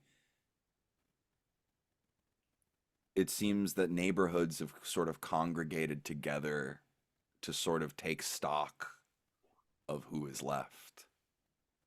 And they sort of congregate in different places, sort of just trying to figure things out as a community. You can see that this is, while it is a very affluent place, it's a very tight-knit community. And especially in this time of grief, there doesn't seem to be any lines between the classes. You see dock workers being held and comforted by women in in body dresses and with frills and tassels and fine jewelry. You see, washerwoman rubbing the shoulder of a man in coattails and a top hat who is tears trickling from behind his monocle into his handlebar mustache. Over the next few days, the town seems to try to organize itself in some way. And as it is doing that, what would you guys be doing? I don't know who I want to start with. Does anyone want to volunteer? No? Okay. I volunteer to go Yes. last. I'll Okay. go. Belle, you'll go first. I mean, I think that this is going to be fun because I get the feeling that one or both of the other two are going to try and stop me from doing the first thing that I want to do. That's why I kind of wanted leaving you to last, because I had a Right. feeling. Yeah. So actually, I'm going to go with Yvain first. Sorry, So bro. Yvain, in these next few days, what would you like to do? Like, you Oh, can start on that boy. first day, but let's go with 2, 3, 4 days. Oh, okay. That first morning, her immediate priority is just to make sure that Belbin eats something, drinks something. She's gonna try at least to get him to get something down. Just kind of making sure that he's not gonna stay comatose. How would that go over, Belle? Initially, not great, but he is himself at his core. And so once food goes in, it will continue to go in. Point of order. The pies. Those Uh-huh. were not made by Scylla's stepdad. That tracks. Why gotta be like that? It gotta be like that. Scylla's stepdad and Kat immediately clicked as bakers at heart, and it was Kat who came up with this incredible pie that Belle loved so much, and that is the pie that he packed for you guys so much of that you guys still have some. I So think that if if any Belle of that, if is, any of that was the food, just letting you know, I you think remember if that now. Yvain's worried that Belle isn't gonna eat, she just pushes like a few things into her hands, and over the night she remembered how to cast Goodberry, so it would count as his whole day's meal if they're worried about getting him to eat. And then after she's, certain that Belle is at least taken care of food and drink wise, I think still covered in blood because she's not gonna wash yet. She's gonna go look for some wildflowers. Okay. um, there are a few places you could go to look for those. There is the park at the center of town where the temple to the Everlight is. There are the plum groves, which is where all of the plum trees and grapevines and all that other stuff are. There's the main road where you guys came in, and then there's the overgrown area in the back behind Sawyer Street, where you guys found the entrance to the cave, to the Hydra Does she Caves. remember seeing any flowers near the plum groves? Not too many. It was mainly just agricultural stuff there, but there were a couple of flowers around there, but not Does too she many. remember seeing them anywhere? Any kind of flowers in The town? most you saw were in that sort of overgrown area by where there, because that seemed to be the most unkempt, wild place and it had been overgrown by the jungle, so there were dozens of beautiful blossoms going everywhere. She'll head over there. She's very, very intentionally looking for some flowers that she thinks best represents Cat.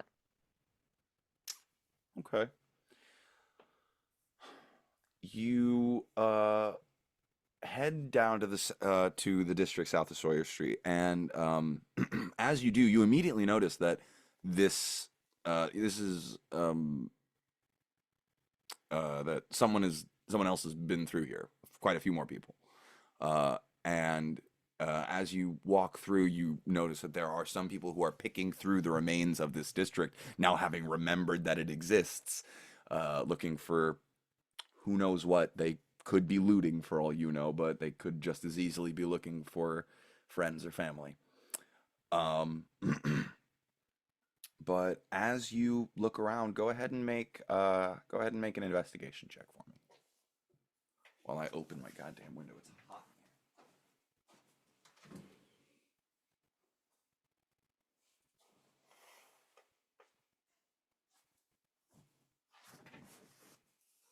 We're back, baby. We're 7. back, baby. 7.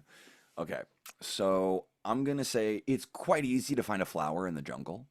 Um, I'll say you find like one or two that you think fit the bill. I'll let you describe what you find. Hmm.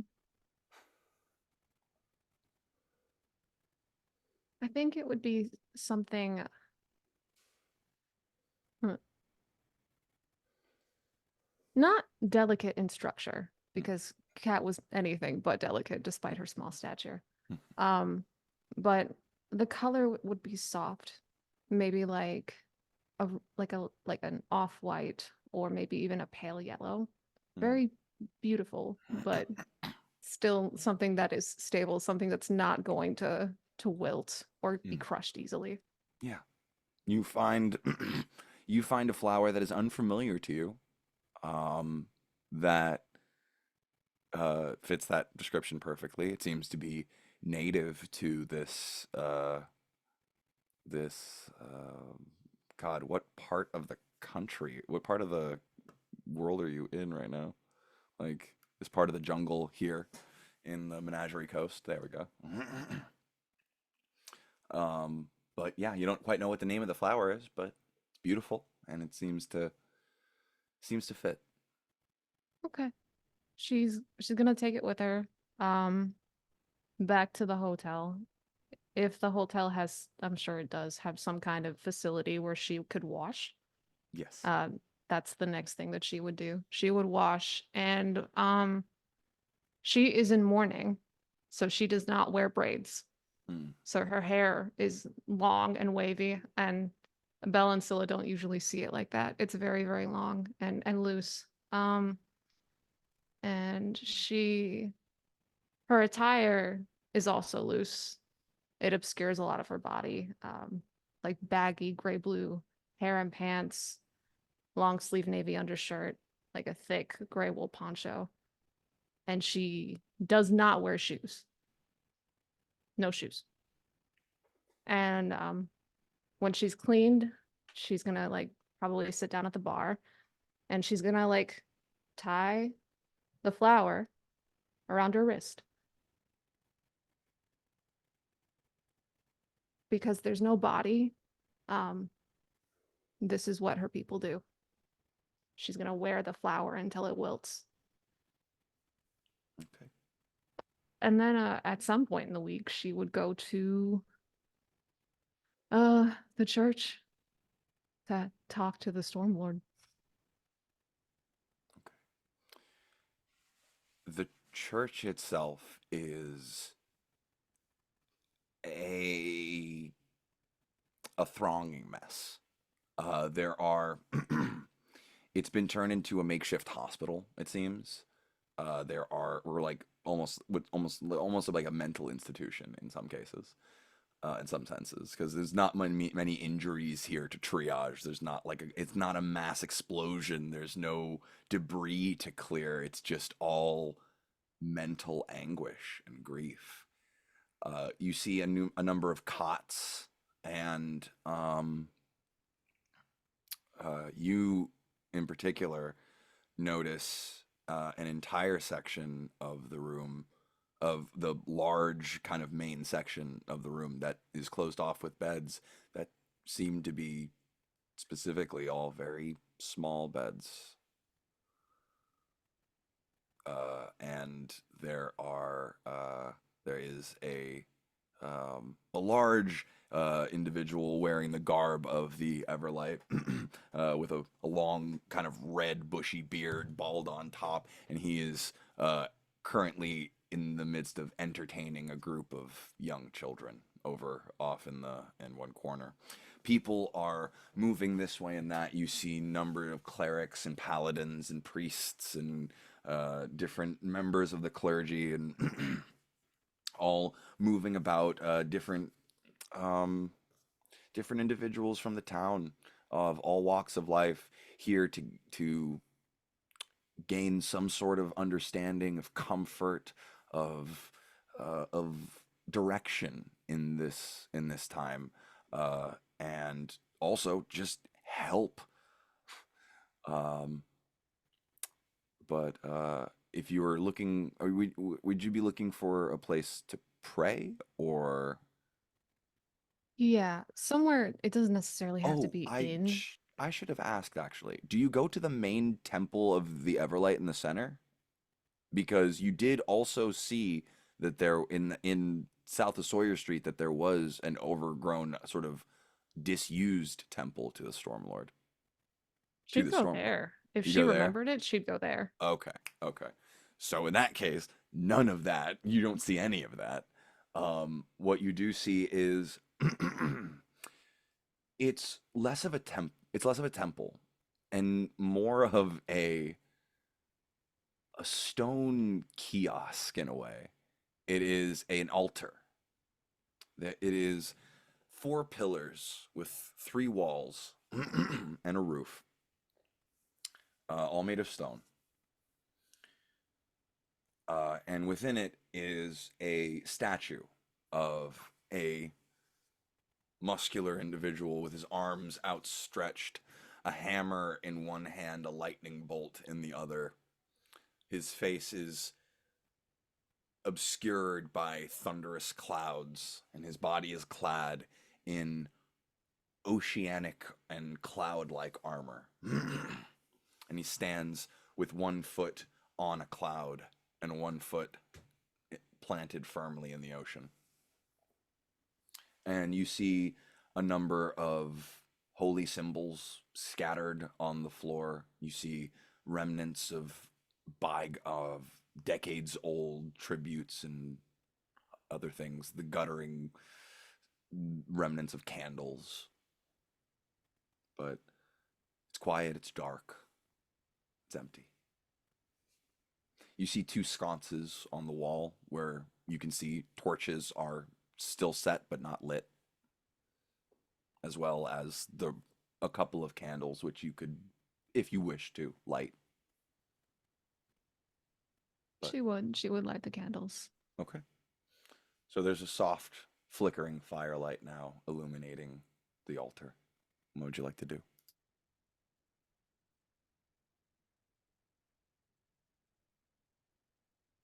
I think that she would kneel and begin with good intent, with intention. Lord of storms, battle and glory, hear my plea to you now. I beseech you to guide your servant Catherine beyond the divine gate. Let her skies be clear as she sails the astral sea. Let your waters be calm. Let the stars guide her out of darkness. She was so good. She was one of your best.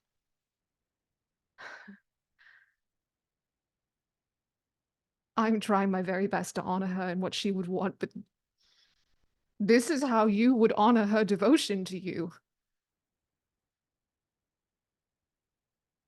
She was strong. She always tried to do the right thing. She protected people. She was the best of us. Why? Why her? Why her?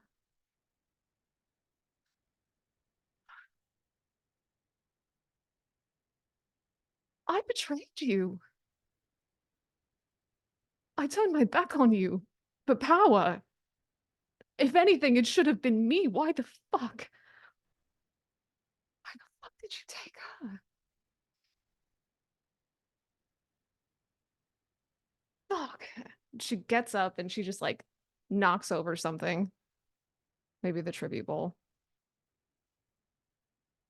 It clangs across the stone floor, scattering ashes and dried leaves. And I think she just kind of sits there angry for a minute and then sits down and cries. Your own sobs and tears echo gently in these four walls, these three walls.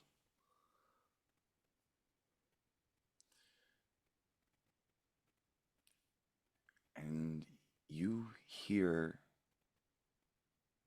nothing.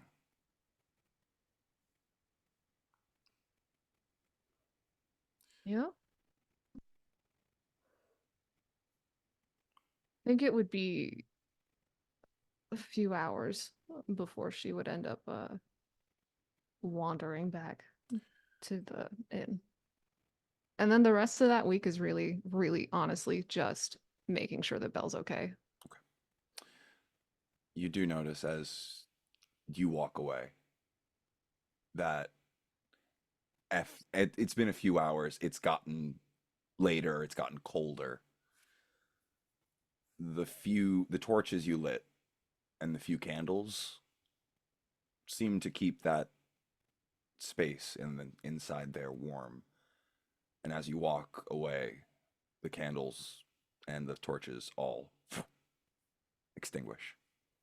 And you feel the cold kind of set back in, and it's kind of like someone took a comforting blanket that you didn't realize was there from around your shoulders and gave you a sort of gentle push back into the the cold of the world.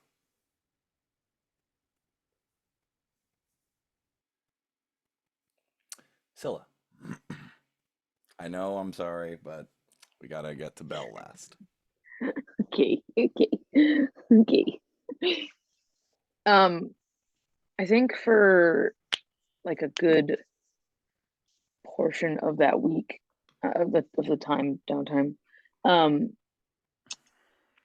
Scylla like gets kind of a routine. Like she wakes up in the morning, checks on Belle. Probably not very responsive. Makes sure he eats a good berry. Leaves one for him. Goes downstairs, checks on Tiamora. Make sure that's okay. And then checks if anyone else needs anything, and then immediately will go to the Temple of Everlight.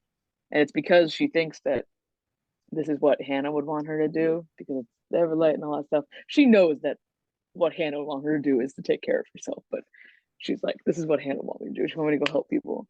So for like a good portion of the time, it's just like every spell slot, every amount of energy she has, every you know, fake smile she has left in her right now is being put into helping people, healing people. I think eventually she probably ends up getting put with the kids. That's what, you know, usually happens with Scylla. So she's, casting light a bunch and helping kids smile and laugh and all that stuff.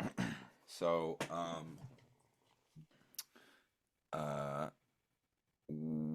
we'll start with Tiamora. The first day is just unresponsive, really.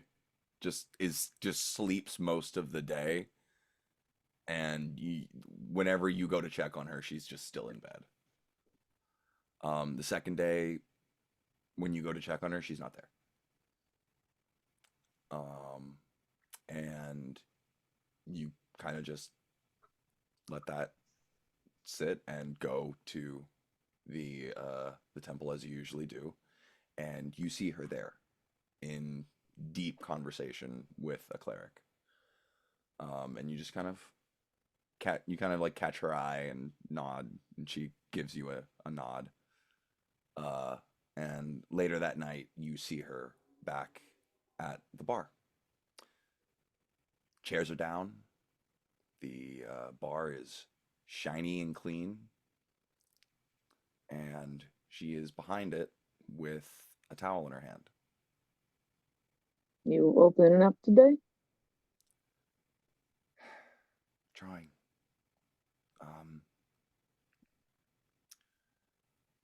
I don't know what else to do, really. This is all I have left of her. So I'm going to make it exactly what she always wanted it to be. And that's a good goal. Yeah. So she never wanted it to close, so that's going to be a difficult one. But best I can do is get back to work. You know, I'm not good at this, so I'm going to say it once. Thank you. I'm not good at that either, so I'm going to say this once. You're welcome. Right, so we'll never speak about this again? Probably not, no. But if you do need to, Thank you. Of course. Right. You stay as long as you need. Your friends, stay as long as you need. Drinks or food, all of it on the house. All right? Thank you. Every once in a while, we try to bring something up for Belbin. He's not there. Right. I assume you took the worst of it. Yes. Right. She kind of takes a moment and he should see someone. I think we're currently just trying to see if we can get them to see the outside of the room. Right. Little steps. I was there. you saw that. Thank you. Yeah. Anyway, well, if you need anything, I'm not a great cook, but I'm gonna work on hiring one. Simone kind of handled that, so I'm gonna work on hiring one who's probably not gonna be as good as her, but definitely won't be as good as her. Fuck. I'm sorry. And she kind of just like breaks for just a second too. Yeah. I'll do my best for food until I can get someone who's better. Just something. Doesn't have to be anything good. He has the stomach of No problem. a whale. No problem. I can do that. Okay. Do you need anything now? I'm headed out. This is nighttime, right? Yeah. This is you returning from a day at the inn, at the temple. Oh, I probably should drink some water. Yeah, I've been out all day. She takes a large, like, clear bottle of water and just plunks it. Just By the way, I'm not sure if you noticed. I did hide like a good I third found of them. that sand keg from you. You I found it? found Okay. Yes, I did. Mhm. Thank you very much. Okay, I great. appreciate I didn't steal it. No, I appreciate you. I'll say this. After this, you always have a warm bed and a hot meal if you're ever in Phelan. I appreciate it. It actually turns out I'm from here, so Really? supposedly. Huh. Well, how about that? Small world. Very. Huh. Well, if you ever need a place to stay in Phelan, you can always stay here. I promise. I appreciate Of course. I think we're all family now. it. Yes, trauma bonds or whatnot. Ain't that the truth? Right. Well, I'm gonna get these doors open. And yeah, by the way, you need a job? I was actually just about to offer, like literally 2 seconds. D- if you need a job, I could use the help around I here right love now. tasks so much. At least Okay. for a little while. Hey, absolutely. I mean, Get the day shift and the night shift. Totally. Never whenever gonna go to sleep, guys. whenever you would like to, just don't work yourself stiff, all right? I'll try. I've been told, hey, that's a problem of mine. I understand being like, caring for yourself, but through caring for others, I get that, but just please. You took good care of me. I'll do my best to take care of you. Appreciate it. All right. Well, your shift starts whenever you want it to and ends whenever you want it to. You keep whatever tips you want, but all the money comes to me. That's fair. All right. So you think we'll have people now? I can stay with you if I you want. don't fucking know, but I'm gonna open the doors and take anyone who wants to come in. So Yeah, I'll sit with her for a little while. Make sure, see if anyone comes in. Still is a terrible waitress, but she'll do it. the occasional people kind of come in, people who need a drink, the people who could use a hot meal, who can't have one prepared, who can't prepare one for themselves. And eventually it becomes a bit of a meeting place for the community. It becomes kind of almost a community center of Sawyer Street here in the tavern. But if that's all you had planned for this, Oh no, I have two more okay, things. hit me. The second one, Yeah. I think Scylla has a good wander through like the library in like the town census section, Okay. but has no idea what you'd be looking for. So, Okay. like, maybe looks for the backwards name, but she tries. Uh, so let me see. The the the you found a sign with the second half of a name. It seems. Yeah. Which was HSMAR. So are you just searching for that like suffix of a last name? That and then anything related to the name that was on the crib. Okay. The Alex name. Yeah. Okay. Go ahead and make an investigation check for me. I'm really so good today. Philip. 7. Okay. Yeah, you spent a good amount of time combing through the records of the for the last like 10, 15 years. Nothing. Absolutely zilch, zip, nada. It wasn't a full name. She wasn't expecting to really defend anything. But I think after she, this is my last thing. After she finds nothing, she kind of, I think, disappears for the day, and ends up, I think, wandering, but then ends up outside the house where they went down. She doesn't go out inside, Mm-hmm. but she does like stare at the door for like a very solid amount of time, and then It's not much of a uh, door or just walls. stares, Yeah, stares at there's the not much of this house what's that left. it is an honest miracle that this building is still standing with the amount of holes that are in it. Mm-hmm.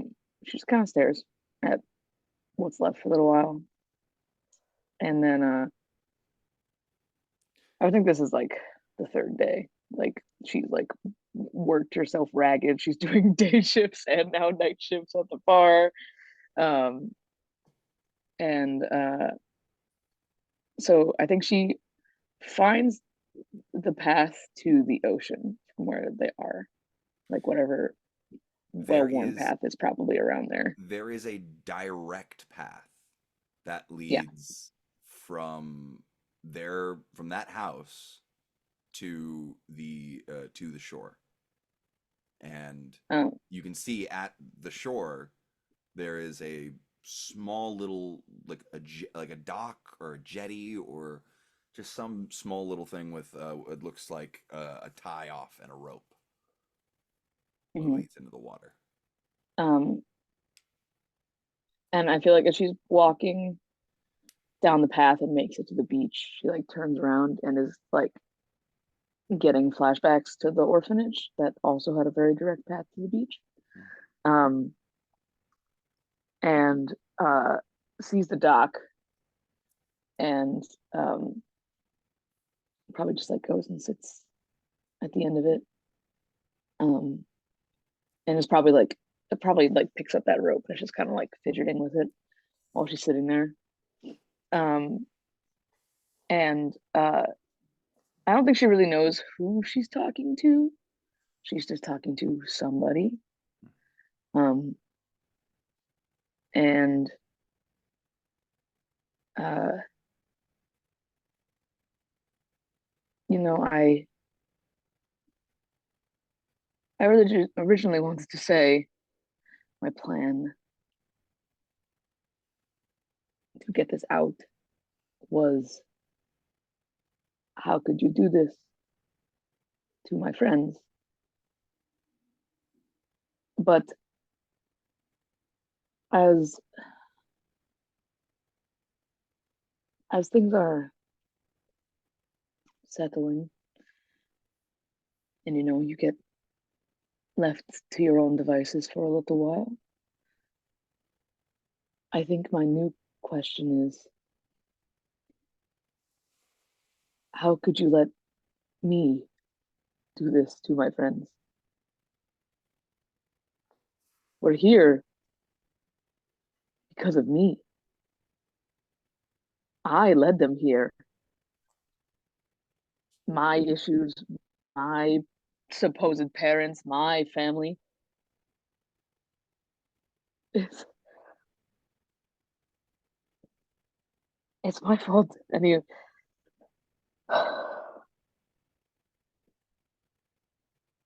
We're here because of me.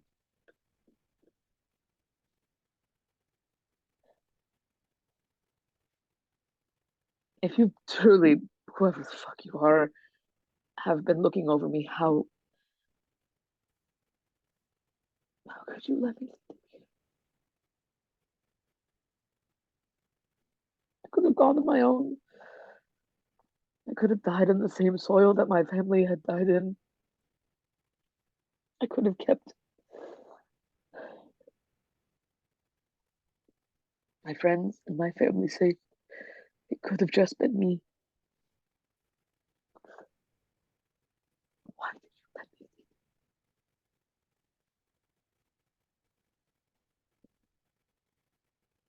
And I think she just kind of cries for the first time in the time. And then I think immediately like goes pretty much, well, that's enough emotions for one day, and very scarily shuts off. No more tears, wipes her face, gets back up, Just goes back to her shift at the bar.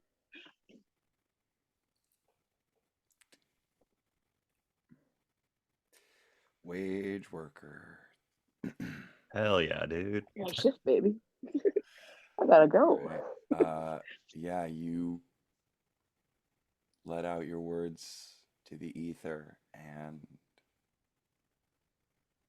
hear nothing back but the echo across the water. Sounds about fucking right.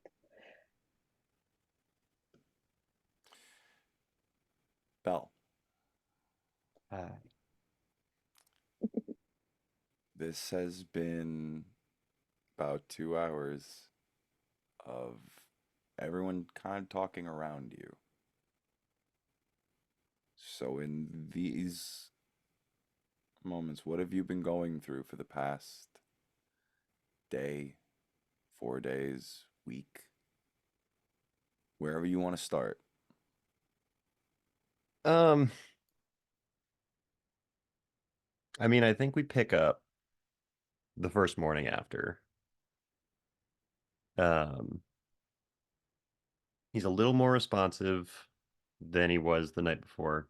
Uh, we're definitely getting like the hospital sleep, like where, you'll sleep for like 2 hours and you'll come back to and you're so confused and then you go back to sleep and like in and out.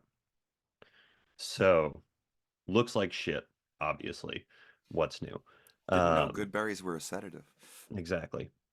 Uh, um, but uh, that first morning after, he eats whatever gets put in front of him, drinks whatever gets put in front of him. Um, and I think not a whole lot happens on that first day. Um, but when the other two would come back to the room at the end of that day, instead of being where he had been left in bed, he would have moved over to the window and is just kind of looking out across the street, across to wherever, it leads to, but outward. But doesn't really say a whole lot when people come back in. He's turning everything over in his head constantly. Um, is also just like acutely aware of the fact that everybody is on eggshells. But every time he thinks about the eggshells, it sets him off a little bit and he dips back down into it before he comes back out. And so he's just riding this wave in and out. Um, and it's just like thinking back to from he from when he can remember as early as possible to basically the road here, like every instance all the way along there of where his sister was amazing, when she was a pain in the ass, when she was, you know, a sister, when she was his best friend, everything in between. Um, and then the second, or yeah, that first night following, is another round of the sort of ins and outs. And when the other two leave for that day, I think I'd get up, ragged as shit, take the hair clip, and take the holy symbol that she had that was in her bag, and I'd go downstairs and I would get like a beer or something in a bottle that I can take with me from Tiamora and go down to the beach. Is this, sorry, which day was this? Like day Day 2 2. after? Yeah. Yeah. Tiamora is not there. And I would So- find a bottle Yeah. of something I can take with me, not like liquor or any like, Find a bottle of ale, yeah, and go down to the beach. some mead. There you Yeah. go. Down to the beach. Ignoring kind of everything going on around, like let everybody deal with their own shit to figure out their own shit. That's fine. But getting down to the beach and sort of dipping back into that feeling of home for a second, where like the sound of the water is everywhere. Didn't really have as much sand home, but it's still that rhythmic water sound that's always there. And I think he would sit down and sip and just kind of look around and eventually would find a cloud somewhere in the sky and just sigh to himself and go, I bet you're pretty fucking proud of yourself, aren't you?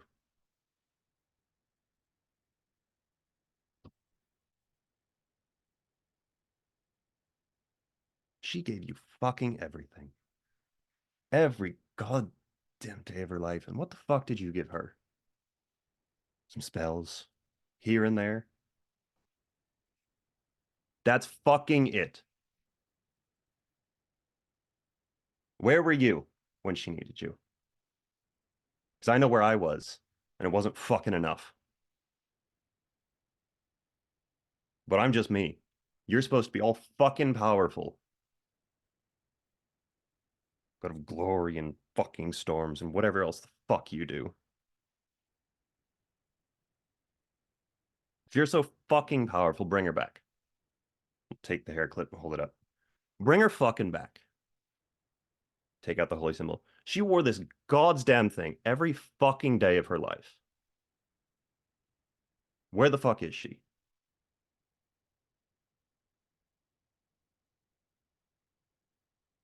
Who the fuck are you? You're a scared little man who hides in the fucking sky.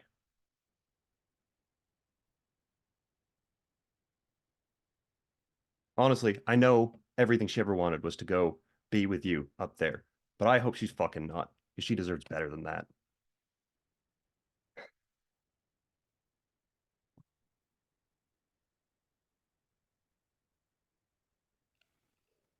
I'll carry this fucking symbol around, but don't think it's for fucking you.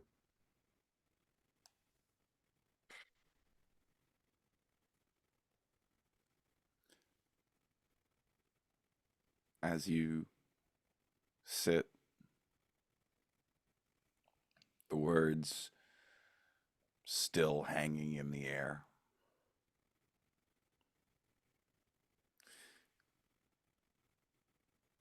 Your eyes following that cloud as it drifts with slow but steady intent across the sky,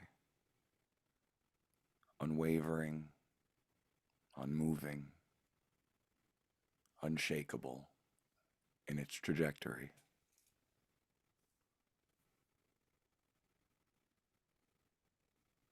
As it crosses the horizon. Yeah. Good fucking riddance. You want sacrifice. You want honor. You want somebody to fucking prove themselves to you. I'll stand up and start to walk out into the ocean. Why don't you get fucked? And I will throw the bottle as far as I can, which isn't very far, and stop about up to my thighs or something, and go, I don't expect you to do fucking anything. For me, for anyone fucking ever. You took her from me, so I know she actually can't do it again. But I feel like she probably will. And I will fall backwards into the water and just kind of like sink a little bit and float for a second. And when the panic starts to like grip in, I will just scream as loud as possible. Like the one where it like feels like you're swallowing razor blades. Just start screaming as loud as my tiny throat can produce underwater. Um, and I think at the same time, internally a little bit, um, start to try and like knock on the door of that spring that's inside of me somewhere.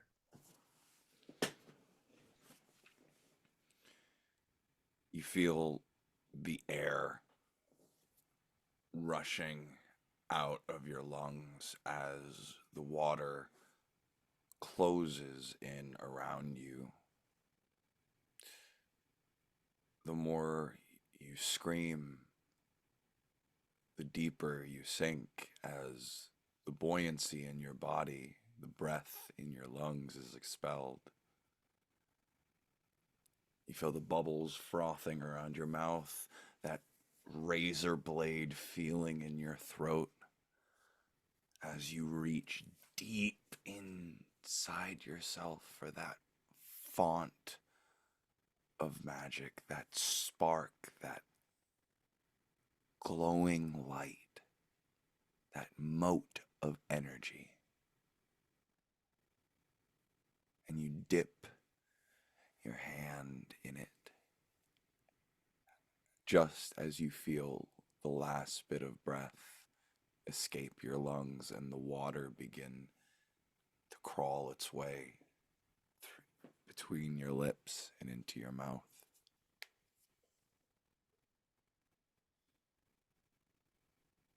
I think the first time he will sit back up and just start coughing and spewing water.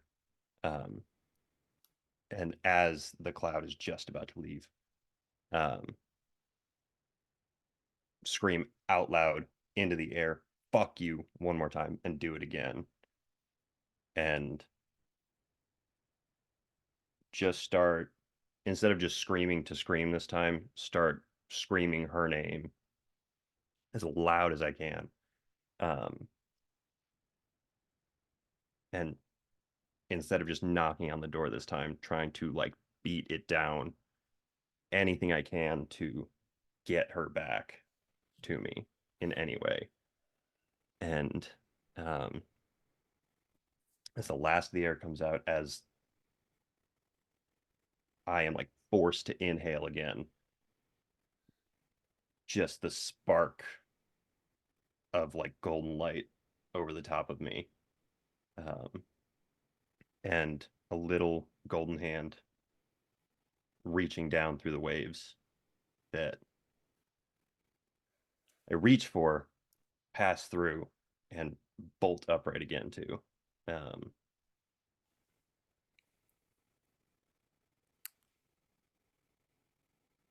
You see, hovering about half a foot above the water, just above your face, a shimmering golden apparition, a transparent facsimile of a halfling, a little tall for halfling standards, but with a very familiar face. And you see the similar facial features, the cheeky smirk, the slightly upturned, rounded nose, the cherubic cheeks, the shining cleric's armor with a light blue tunic poking out from underneath. The hair, long and brown, twisted into two long braids with two bright, shining symbols of the Storm Lord at the ends. In one hand, a mace, and in the other, a shield emblazoned with the crest of the Storm Lord and your family crest behind it.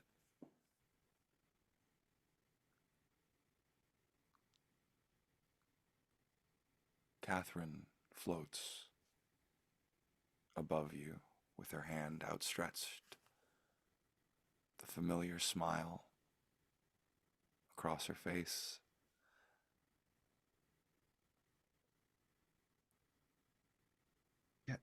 Cat. Like throwing up seawater at the same time as trying to like grab onto her and just passing through. Um, I mean, the tears start coming. The everything. I basically go into a panic for a second, trying to get a hold of her. Um, but I think after probably a full 60 seconds of unsuccessfully grabbing on, taking enough of a step back to actually process, and then collapsing back down to my knees. So water up to my collarbone almost, and just crying into my hands, saying, I'm sorry, I'm sorry, I'm sorry. Um, and when she doesn't go away after a little while, I would do what I can to try and lead her back to the beach and just kind of keep talking nonstop, saying I'm sorry, talking about how I should have done better, how it should have been better, how everything should have been better, how I should have been there for her. I should have helped her. I should have been able to protect her. I should have. And I'm sorry that I didn't. Um, and I would spend the duration of the spell down there with her. Um, Everything you do and say is met with the same unwavering, soft, sort of confident, cocky smile. It was the one that always made you feel safe. Because she knew what she was doing. So, what could go wrong?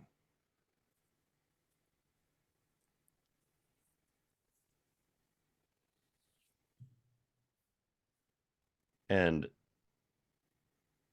unless someone would come looking for me, I would sleep on the beach that night. This is the second night?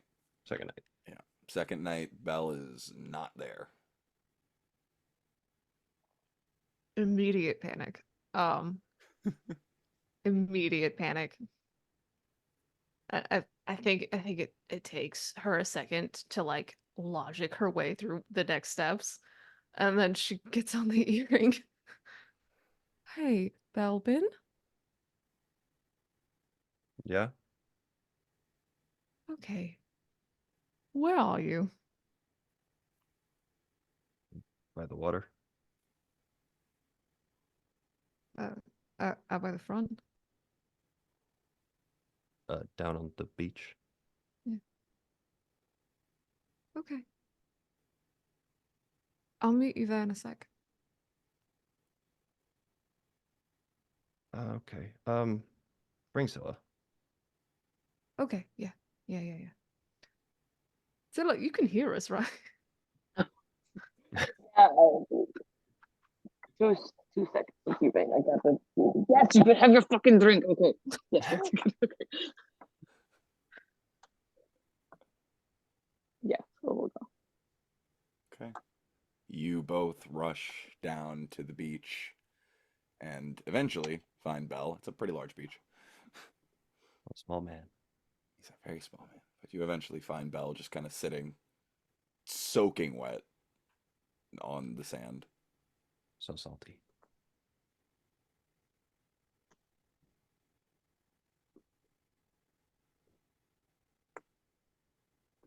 I'm gonna go. Scylla, I'll cover for you. You seemed busy.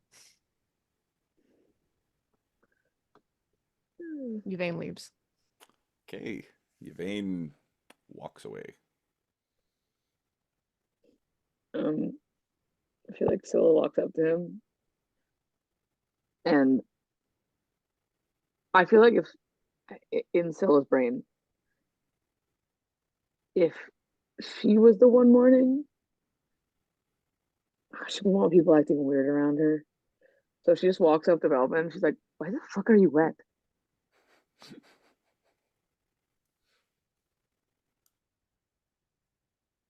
Right. But Did you go in the water?" yeah, where the fuck is Yvain?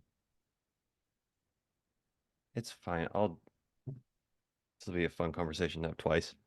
Um, I can take notes if you really want. uh, it's not that. It's fine. I'll just tell her soon. Um, I'm wet because I went in the water. She, Willingly? yeah, I'm proud of you.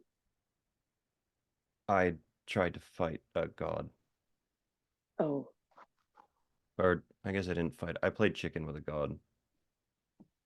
did he play chicken back? I don't think he heard me. It was the Stormlord. That sounds about fucking right. Yeah. Yeah, she pulled me out. What do you mean? Cat. Like in a you thought of Cat and she wouldn't want you to do this kind of way. No, sorry. Uh, I just uh, accidentally on purpose relived one of the worst days of my life. Um, it happened the same way both times. So, Cat Well, appeared all magic and spiritually here and pulled me out the same way she did when we were kids.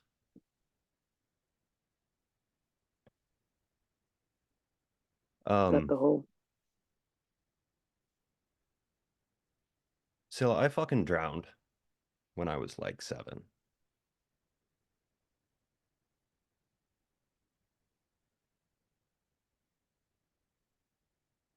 Playing on the boat, got tangled up, fell off, got stuck in the trap, sunk with the trap, down, down, down.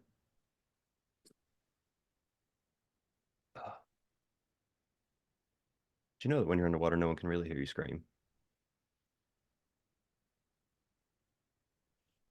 Not if you're screaming for your life. But when you run out of scream, something's got to go in that place. And water's heavy. Water's real fucking heavy. It'll drag you down. Blot out the light. It'll.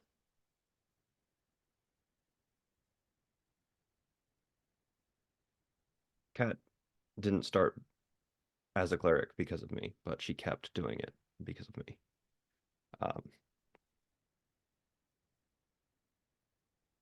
She dragged me out of there.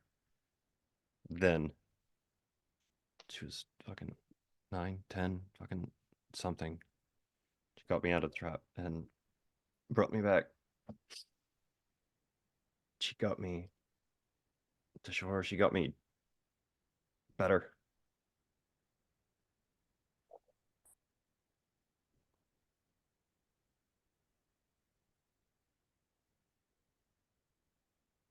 And she told me she was always going to take care of me.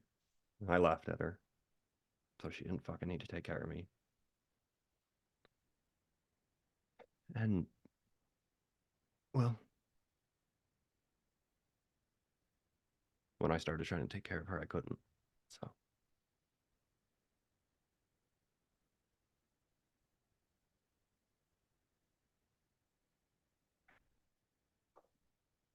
I don't know what the fuck I did today, other than maybe piss off a deity, which is a choice, I guess. But I found her again. I don't know how I found her, but I found her.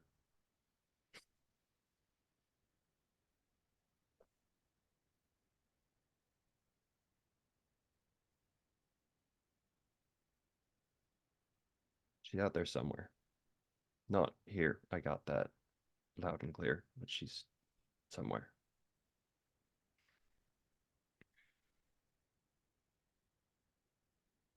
I agree. I told her, God, that I hoped that she didn't go to him. That was I mean, probably a bad choice, wasn't it?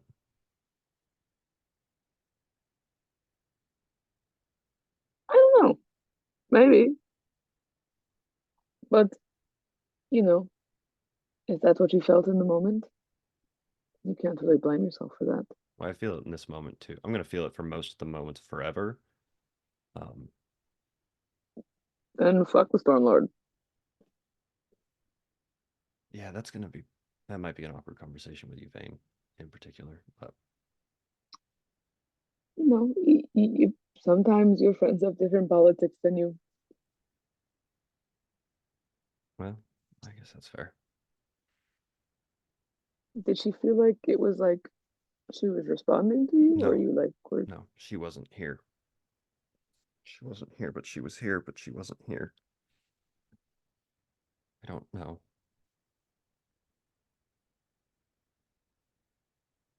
But at the same fucking time, every time I said I'm sorry, she hit me with that same stupid fucking look that I always wanted to slap right off her fucking face. Which is to say, it didn't really change the whole goddamn time she was here, which is how I know. Because she would have told me to stop being such a little fucking baby and get over myself and all that. But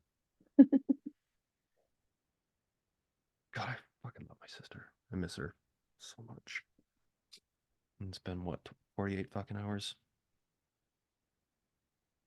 I mean, your body probably felt the loss before your brain did. So we didn't get along very well at first, and you know, I'm not very easy to get along with.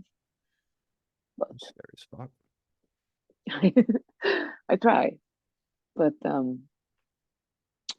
don't think she was ever afraid of me. And I appreciated that a lot. She was kind of the best. Yeah.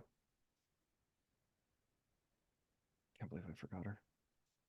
How See, how do you forget that you lost someone that means the fucking world to you?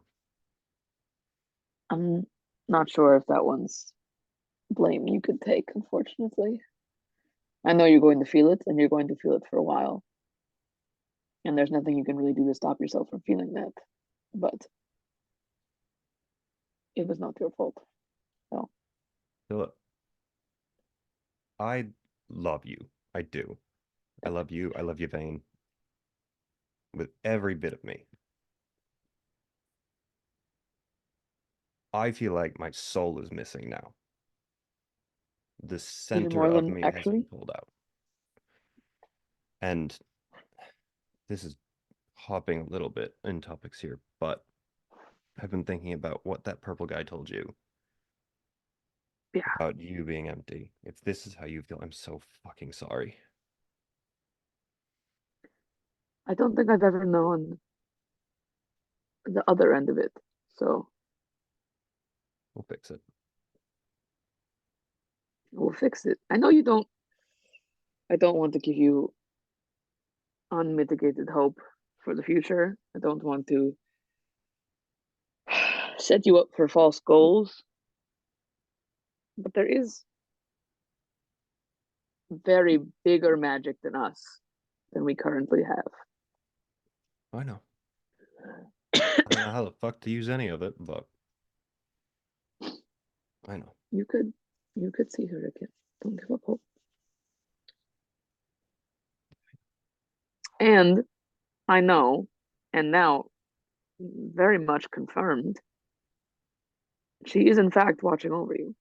She's with you.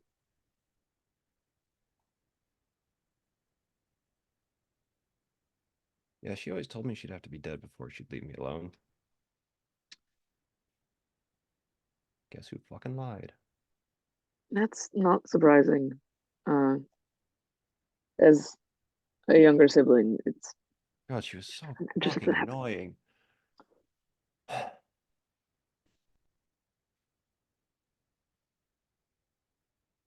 And I mean, I think we probably just sit here for a while. I kind of let him talk shit a little bit about her for a little while. I'm like, did you know that she used to like cast greater adoration on you if you got really drunk and like you were in bed and you fell asleep and she would, so you wouldn't be hungover the next day? Bitch. Yeah, It's I half know. the payoff. Exactly. So I was like, you want to do it, leave him alone. She's like, no, he's gonna have a headache, and then if he has a headache, he'll complain all day, How am I and supposed to then learn I'm from the gonna have to deal consequences of with my it. own actions? And Exactly. as we And it just fade goes on out like that for like on 30 that, minutes. as we fade out on that conversation, Yvain, real quick, where did you go and what did you do? I think she went down to the beach with the intent of like being there for Belle. Um, but she just saw his face and was hit with just immediate guilt. Just hit her in the chest. So hard. And she was like, Scylla's here. I need to be anywhere but here right now. And peaced out. And probably legitimately did go to the bar to see if there was anything to be done. Okay, Tiamora sees you come in and kind of just like looks at you, sees the look on your face, and just kind of tosses you an apron. Table 4 needs 2 ales. On it. How'd it go? And with that, I think we are going to close our session off for the night because tomorrow, Tally and Porter are supposed to arrive. Yeah. I'm gonna cry again. Yeah. The only other thing Belle would do, and we don't need to run through this really, is he would find another moment alone at the beach and look out and just tell his parents.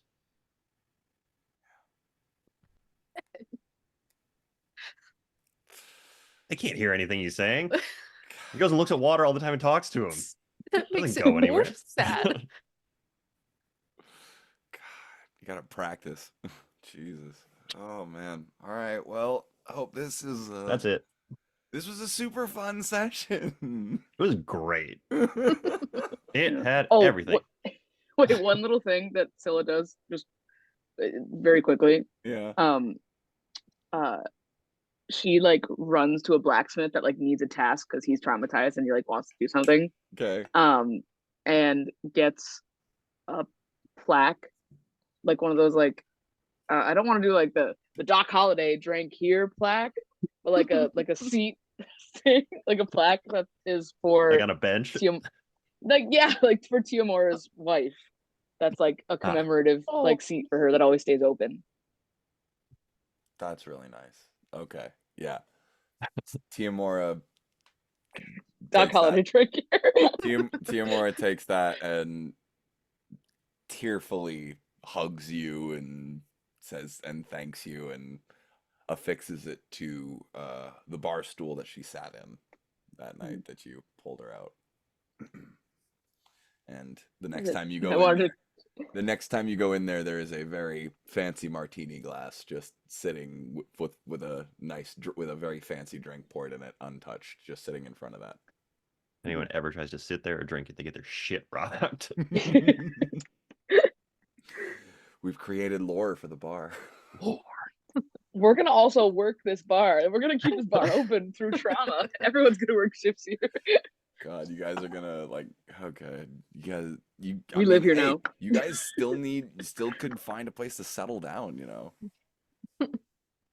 That'll And work out so great for us. Tiamora seems to The like most you. traumatic town we could. Tiamora seems to like you guys. I don't know, man. Anyway, but this was a ride. Oh man, I cannot wait for the next session. But I'm gonna stop the recording there. So everyone say bye to ourselves because that we know we're the only ones watching this shit. Bye, Yep. Bye, future me guys. prepping for next Bye. game.